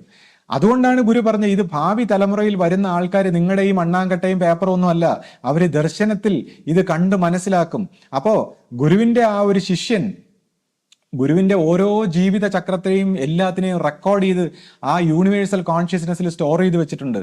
അപ്പൊ ആ കാര്യങ്ങളെല്ലാം ഈ വരുന്നവർക്ക് ദർശനമായിട്ട് ആ ഗുരുവിന്റെ എല്ലാ കാര്യങ്ങളും ഈ യൂണിവേഴ്സൽ മൈൻഡിൽ നിന്ന് അവർക്ക് കിട്ടുന്നതാണ്. അല്ലാതെ അതൊന്നും ഇതേപോലെ വളരെ നിസ്സാരമായിട്ട് ലാഘവത്വത്തോടെ പുസ്തക രൂപത്തിലോ അല്ലെങ്കിൽ ഇതുപോലുള്ള രീതിയിലല്ല ഇതൊന്നും കൈകാര്യം ചെയ്യേണ്ടത്. അതുകൊണ്ട് തന്നെ ഇതേപോലുള്ള വ്യക്തികളിൽ നിന്ന് ഈ വാക്കുകളെയും വാണികളെയും എല്ലാം തെറ്റിദ്ധരിച്ച് തോന്നിവാസമായിട്ട് കൈകാര്യം ചെയ്യുന്ന വ്യക്തികൾക്ക് ഇത് കൊടുക്കാൻ പാടില്ല. ഇതുകൊണ്ടാണ് പണ്ടുള്ള ആൾക്കാർ ഗുരുമാർഗങ്ങളിൽ സാധാരണക്കാരെ അടുപ്പിച്ചിരുന്നില്ല, അല്ലെങ്കിൽ അറിവില്ലാത്തവൻ ഇത് പറഞ്ഞു കൊടുത്തിരുന്നില്ല. ഇത് വളരെ വ്യക്തമായ ബോധത്തിന്റെ ക്ലാരിറ്റി വന്നവന് ഇത് പറഞ്ഞു കൊടുക്കുമ്പോൾ അവന് മനസ്സിലാവുന്നു. അതായത് ഇപ്പോൾ MSc പഠിക്കുന്ന അല്ലെങ്കിൽ PhD പഠിക്കുന്ന ഒരു വ്യക്തിക്ക് മനസ്സിലാകുന്നത് പോലെയാണ് 1ാം ക്ലാസ്സിൽ പഠിക്കുന്ന ഒരു വ്യക്തിക്ക് സയൻസിന്റെ സെയിം വിഷയം പറയുമ്പോൾ ഓരോ തലത്തിലുള്ളവർ ഓരോ രീതിയിലാണ് ഇത് മനസ്സിലാക്കുന്നത്. അപ്പൊ തീർച്ചയായിട്ടും ഏറ്റവും ഉയർന്ന മെഡിറ്റേറ്റീവ് ആയിട്ടുള്ള ധ്യാന നിമഗ്നരായ വ്യക്തികൾ ഇത് ഭാവി തലമുറയിലൂടെ ഇതിനെല്ലാം റീക്രിയേറ്റ് ചെയ്യുന്നതാണ്. അല്ലാതെ ഇതിനെക്കുറിച്ച് ഇതേപോലുള്ള സാധാരണ വ്യക്തികളൊന്നും ഇതിനെക്കുറിച്ച് വ്യാകുലപ്പെടേണ്ട കാര്യമില്ല. അപ്പോൾ അദ്ദേഹം ഈ കുടുംബാംഗം എന്നും പറഞ്ഞു വന്ന് പ്രവർത്തിച്ച അദ്ദേഹം ഈ ഉദ്ദിഷ്ടകാര്യ ഉപകാര സ്മരണ എന്ന് പറഞ്ഞപ്പോഴാണ് എനിക്ക് അദ്ദേഹത്തിന്റെ മനസ്ഥിതി മനസ്സിലായത്. ഒരുപക്ഷെ അദ്ദേഹം ഉദ്ദിഷ്ടകാര്യ ഉപകാര സ്മരണയ്ക്ക് വേണ്ടിയായിരിക്കും ഇവിടെ വന്നത്. തന്റെ അകന്ന ബന്ധത്തിൽപ്പെട്ട ഒരു ആചാര്യൻ വളരെ വലിയ ഒരു പ്രസ്ഥാനത്തിന്റെ ഹെഡായിട്ട് നിൽക്കുമ്പോൾ അവിടെ പോയാൽ ഇനി വല്ല കാര്യസാധ്യമോ സ്ഥാനമാനങ്ങളോ കിട്ടുമെന്ന് പറഞ്ഞായിരിക്കും ചിലപ്പോൾ ഉദ്ദിഷ്ടകാര്യ ഉപകാര സ്മരണയായിട്ടായിരിക്കും അദ്ദേഹം വന്നത്. അത് നടക്കാത്തതിലുള്ള ദേഷ്യമായിരിക്കും അദ്ദേഹം ഈ പ്രകടിപ്പിക്കുന്നത്. എനിക്ക് അങ്ങനെയാണ് മനസ്സിലാക്കാൻ കഴിയുന്നത്. അദ്ദേഹത്തിന്റെ ആ പ്രവൃത്തികളും രീതികളും കാണുമ്പോൾ എനിക്ക് അങ്ങനെയാണ് അത് മനസ്സിലാക്കാൻ കഴിയുന്നത്. കാര്യം അദ്ദേഹം ഇവിടെ കാണിച്ചു കൂട്ടിയ ആ ധിക്കാരത്തോടെ ഒരു സിനിമാ സ്റ്റൈലിൽ ഒരു സൂപ്പർ ഹീറോയെ പോലെയൊക്കെ ആശ്രമ ചരിത്രത്തിൽ കണ്ടിട്ടില്ലാത്ത രീതിയിൽ ഇവിടെ സംസാരിച്ച വീഡിയോകളെല്ലാം നമ്മൾ കണ്ടിട്ടുള്ളതാണ്. അപ്പോൾ അതിൽ നിന്ന് ഞാൻ മനസ്സിലാക്കുന്നത് ഇത് അദ്ദേഹത്തിന്റെ ഉദ്ദിഷ്ട കാര്യത്തിന് വേണ്ടിയായിരിക്കും. ഒരു പക്ഷേ ഇപ്പൊ ആ ജന്മഗ്രഹത്തിന്റെ കേസ് പോലും നടത്തുന്നത് കേസ് നടത്തി ഇതിനെ തടുത്ത് വെച്ചേക്കുന്നത് ഞാൻ ആലോചിക്കുമ്പോൾ കോടിക്കണക്കിനായിട്ടുള്ള പൈസ മുടക്കി നിങ്ങൾ ഓരോന്ന് ചെയ്യുമ്പോൾ അതിനു മുമ്പ് എനിക്ക് ഒരു 50 ലക്ഷം രൂപ അതായിരിക്കും ചിലപ്പോൾ 50 ലക്ഷം രൂപ കൊടുത്ത് ഈ കേസ് ഒതുക്കാനായിരിക്കാം ചിലപ്പോൾ അദ്ദേഹം ഈ തടസ്സവാദങ്ങളുമായിട്ടൊക്കെ മുന്നോട്ട് വന്നിരിക്കുന്നത്. അപ്പൊ അതുകൊണ്ട് ഇതേപോലുള്ള വ്യക്തികളുടെ ഫേക്ക് ആയിട്ടുള്ള കപടമായിട്ടുള്ള ഗുരുഭക്തിയും കപടമായിട്ടുള്ള പ്രവർത്തനങ്ങളിൽ നിന്നും വഞ്ചിതരാകാതെ മനുഷ്യരാശിയിലെ ഓരോരുത്തരും സൂക്ഷിക്കണം, അവനവനെ സൂക്ഷിക്കണം. അവര് നടത്തുന്ന വേദാന്ത പ്രസംഗങ്ങളും അല്ലെങ്കിൽ അവര് നടത്തുന്ന വിശദീകരണങ്ങളും താത്വിക അവലോകനങ്ങളും എല്ലാം വളരെ ലോ ക്ലാസ് ആയിട്ടുള്ള വളരെ താഴ്ന്ന തരത്തിലുള്ള ചിന്താഗതികളാണ്. ഇപ്പോൾ ഞാൻ പറഞ്ഞു എന്നെക്കുറിച്ച് ഇനി എന്ത് പറഞ്ഞാലും ഇനി എന്ത് പ്രചരിപ്പിച്ചാലും എന്ത് മോശമായിട്ട് ചെയ്താലും എനിക്ക് ഒരു പ്രശ്നവുമില്ല. താങ്കൾക്ക് അത് എന്ത് വേണോ ചെയ്യാം, അത് താങ്കളുടെ നിലവാരത്തിനനുസരിച്ച് എന്ത് വേണോ ചെയ്യാം. ഞാൻ അതിനെക്കുറിച്ച് ഇനി നിങ്ങൾ വീഡിയോ പരമ്പര ഇട്ടാലും അതിനെക്കുറിച്ച് പ്രതികരിക്കണമെങ്കിൽ ഇപ്പൊ ആരെങ്കിലും ഇതേപോലെ ആവശ്യപ്പെട്ടാൽ എനിക്ക് സമയവും താല്പര്യവും ഉള്ളപ്പോൾ എന്തെങ്കിലും പറയണമെങ്കിൽ ഞാൻ പറയും. അല്ലാതെ നിങ്ങൾ ഈ പറയുന്ന പ്രചരിപ്പിക്കുന്ന കാര്യങ്ങൾക്കൊന്നും ഞാൻ ഉത്തരവാദിയല്ല. ഞാൻ പറയുന്ന കാര്യങ്ങൾക്കാണ് ഞാൻ ഉത്തരവാദി. നിങ്ങൾ മനസ്സിലാക്കിയ കാര്യങ്ങൾക്ക് നിങ്ങളാണ് ഉത്തരവാദി. അപ്പൊ നിങ്ങൾ മനസ്സിലാക്കിയ കാര്യങ്ങൾ അനുസരിച്ചുകൊണ്ട് നിങ്ങൾ ഞാൻ പറയുന്ന വാചകങ്ങളെ വളച്ചൊടിച്ച് എന്തെങ്കിലുമൊക്കെ ഇങ്ങനെ കോമാളിത്തരങ്ങളും പ്രഹസനങ്ങളും ഒന്നും കാണിച്ചെന്നും പറഞ്ഞ് എന്നെ ഒരു രീതിയിലും ബാധിക്കുന്നില്ല. നിങ്ങൾ എത്ര വീഡിയോ ഇട്ടാലും, എത്ര പിന്നെ നാറ്റിച്ചാലും, എത്ര മോശമായി പ്രചരിപ്പിച്ചാലും ഇതൊന്നും എന്നെ ഒരു രീതിയിലും ബാധിക്കാൻ പോകുന്നില്ല. പക്ഷെ നിങ്ങൾ പറയുന്ന കാര്യങ്ങളെക്കുറിച്ച് ഞാൻ മനഃശാസ്ത്രപരമായി നിങ്ങളുടെ ഓരോ ഉദ്ദേശങ്ങളെയും ലക്ഷ്യങ്ങളെയും നിങ്ങളുടെ മനസ്സിന്റെ പ്രകൃതത്തെ, ഇപ്പൊ തന്നെ അദ്ദേഹം പറയുന്നു, ഗുരു പറഞ്ഞു പാതിവൃത്യം, പിന്നെ പിന്നെ കന്യകാത്വം, പിന്നെ ബ്രഹ്മചര്യം, ധർമ്മം, സത്യം, നീതി, ഇതിനൊക്കെയാണ് ഗുരു പഠിപ്പിച്ചത്. ശരിയാണ്, അതൊക്കെ തന്നെയാണ് പഠിപ്പിച്ചത്. അത് ഇല്ലാത്തവരെ സംബന്ധിച്ച് ചിലപ്പോൾ അതൊന്നും ഇല്ലാത്തത് കൊണ്ടായിരിക്കും അദ്ദേഹത്തിന് ഇത് വലിയ കാര്യമായിട്ട് ഇതാണ് ആത്മീയത എന്ന് അദ്ദേഹത്തിന് തോന്നുന്നു. ഒരുപക്ഷെ അദ്ദേഹത്തിന്റെ മാനസികാവസ്ഥയാണ് ആ കാണിക്കുന്നത്. കാര്യം ഇപ്പോൾ സാധാരണ രീതിയിൽ ആധ്യാത്മിക അന്വേഷണത്തിൽ വരുന്നവർ ഇത് അവരുടെ സ്വാഭാവിക ഗുണമാണ്. ഇതൊരു ഗുണമായിട്ട് പോലും ആർക്കുന്നു. ഇത് മനുഷ്യന്റെ ഒരു സ്വാഭാവികമായ ഗുണങ്ങളല്ലേ ഇതെല്ലാം, അല്ലാതെ ഇതിനകത്ത് പ്രത്യേകിച്ച് എന്താണുള്ളത്? അപ്പൊ ഇത് കഴിഞ്ഞിട്ട് അടുത്ത തലത്തിലേക്ക് സ്നേഹത്തിന്റെ, ശാന്തിയുടെ, ആത്മീയതയുടെ, സ്വാതന്ത്ര്യത്തിന്റെ ഒരു തലത്തിലേക്ക് പരിണമിക്കുന്നതിനെ കുറിച്ചാണ് ആധ്യാത്മികത ലക്ഷ്യമാക്കുന്നത്. അല്ലാതെ ഇങ്ങനെ ഈ പറയുന്ന ചിട്ടവട്ടങ്ങളും പിന്നെ ഇതേപോലുള്ള കാര്യങ്ങൾ സാധാരണക്കാരെ സംബന്ധിച്ച് ഇതെല്ലാം സ്വാഭാവികമായ കാര്യങ്ങളാണ്. അപ്പൊ അദ്ദേഹം ഇതുപോലുള്ള കാര്യങ്ങൾ മാത്രം പറഞ്ഞുകൊണ്ട് ആജീവനാന്തം, കൽപ്പാന്ത കാലത്തോളം ഇതുപോലുള്ള കാര്യങ്ങളും പറഞ്ഞുകൊണ്ട് ഇത് വർത്തിക്കണമെന്ന് പറയുമ്പോൾ അത് അദ്ദേഹത്തിന്റെ ഇഷ്ടപ്പെട്ട ആൾക്കാരും അത് പാലിച്ചങ്ങ് ജീവിക്കുക. അല്ലാതെ ഗുരുക്കന്മാരെ സംബന്ധിച്ച് ഇപ്പൊ തന്നെ ഞാൻ നോക്കുമ്പോൾ ആദ്യത്തെ ഈ 3 പടി കഴിയുമ്പോൾ ഉണ്ടാകുന്ന ഫ്രസ്ട്രേഷനിൽ നിന്നാണ് ഈ സംശയങ്ങളും പ്രശ്നങ്ങളും പ്രോബ്ലങ്ങളൊക്കെ ഉണ്ടാകുന്നത്. അപ്പൊ അടുത്ത തലങ്ങൾ പറയേണ്ട, ഗുരു പറഞ്ഞു ഇത് പടിപടിയായിട്ട് പറയും. അപ്പൊ അടുത്ത തലങ്ങൾ മാനസികമായിട്ട് എങ്ങനെ മോചനം നേടണം, എങ്ങനെ ഫ്രീ ആകണം, എങ്ങനെ മാനസികമായിട്ട് ശാന്തിയിൽ ജീവിക്കണം, എങ്ങനെ സ്നേഹത്തിൽ പരിണമിക്കണം. അപ്പൊ ഇനി ഇതുമായിട്ട് ബന്ധപ്പെട്ട കാര്യങ്ങളാണ് അടുത്ത തലത്തിലേക്ക് കടക്കേണ്ടത്. അപ്പൊ അതിലേക്ക് തന്നെയാണ് ആശ്രമം പരിണമിച്ചുകൊണ്ടിരിക്കുന്നത്. അപ്പോൾ ഇതുപോലുള്ള പ്രവർത്തനങ്ങൾ താങ്കൾക്ക് ഇനിയും തുടരാം. താങ്കൾ എന്നോട് ആവശ്യപ്പെട്ടതുപോലെ ഇതുപോലുള്ള എന്ത് പ്രവർത്തനങ്ങൾക്കും, കുൽസിത പ്രവർത്തനങ്ങൾക്കും താങ്കൾക്ക് താങ്കളുടെ സ്വഭാവത്തിന്റെ രീതിയിൽ തുടരാം. അതിനൊന്നും മറുപടി പറയാനോ അല്ലെങ്കിൽ അതിനെതിരെ തർക്കിക്കാനോ ഞാൻ വരാൻ പോകുന്നില്ല. എന്നാൽ എനിക്ക് മറുപടി പറയണം എന്തൊക്കെ കാര്യത്തിന്. ഇപ്പൊ താങ്കളോട് ഈ വീഡിയോകളിലൊക്കെ താങ്കൾ പറഞ്ഞതിന് മറുപടി അല്ല ഞാൻ പറഞ്ഞത്. ഞാൻ പരോക്ഷമായിട്ട് ഇത്രയും നാൾ പറഞ്ഞതെന്ന് വെച്ചാൽ ഓരോ ആൾക്കാരുടെ മനസ്സിലുണ്ടാകുന്ന സംശയങ്ങളുടെ എലമെന്റ് എടുത്ത് അതിന് വിശദീകരണം കൊടുത്തുകൊണ്ട് ഈ കയ്യാലപ്പുറത്ത് അങ്ങോട്ടോ ഇങ്ങോട്ടോ എന്നുള്ള രീതിയിൽ വിശ്വാസത്തിൽ ആടി ഉലഞ്ഞ് ആരെങ്കിലും ഉണ്ടെങ്കിൽ അവർക്കിത് മനസ്സിലാകട്ടെ, ഇതിന്റെ സത്യാവസ്ഥ മനസ്സിലാകട്ടെ എന്നുള്ള അർത്ഥത്തിലാണ് ഞാനിതിനെ കുറിച്ചൊക്കെ സംസാരിച്ചത്. അല്ല താങ്കളുടെ വീഡിയോ അല്ലെങ്കിൽ താങ്കൾക്ക് മറുപടി തരാനോ അല്ലെങ്കിൽ താങ്കളെ പോലുള്ളവരെ പഠിപ്പിക്കാനോ ഒന്നുമല്ല. കാര്യം അത് ഈ പറഞ്ഞ കണക്ക് പോത്തിനോട് വേദം ഓതിയിട്ട് കാര്യമില്ലെന്ന് പറയും, അല്ലെങ്കിൽ പട്ടീരെ വാല് വളഞ്ഞിരിക്കുമെന്ന് പറയുന്ന പോലെ താങ്കൾ പറഞ്ഞതുപോലെ തന്നെ ആദ്യം മുതൽ അവസാനം വരെ പറഞ്ഞുകൊണ്ടിരിക്കും. പിന്നെ എൻ്റെ വീഡിയോകൾ ഷെയർ ചെയ്താൽ അല്ലെങ്കിൽ എന്നെക്കുറിച്ച് കുൽസിത വീഡിയോകൾ ഇട്ടാൽ അത് ഈ പറഞ്ഞ പോലെ ഇന്നത്തെ കാലത്ത് ഇതേപോലുള്ള നെഗറ്റീവ് വീഡിയോകൾ കൊണ്ടാണ് പബ്ലിസിറ്റി കിട്ടുന്നത്. അപ്പോൾ എനിക്ക് സ്വാഭാവികമായിട്ടും കൂടുതൽ പബ്ലിസിറ്റി കിട്ടും, എൻ്റെ വീഡിയോകൾ കൂടുതൽ പേര് വന്ന് കാണും. അപ്പോൾ അവർ കാണുന്നവർക്ക് ബുദ്ധി ഉണ്ടെങ്കിൽ അവർക്ക് കാര്യം മനസ്സിലാവും. താങ്കൾക്ക് ഇത് എത്ര പ്രാവശ്യം കണ്ടാലും താങ്കൾക്ക് ഇതിനെക്കുറിച്ചൊന്നും മനസ്സിലാവുന്നില്ല. അതിന് എന്നോട് പരാതി പറഞ്ഞിട്ട് കാര്യമില്ല. അപ്പോൾ സുഹൃത്തെ, ഇത് വ്യക്തിപരമായി അധിക്ഷേപിക്കാൻ വേണ്ടി ചെയ്തതല്ല.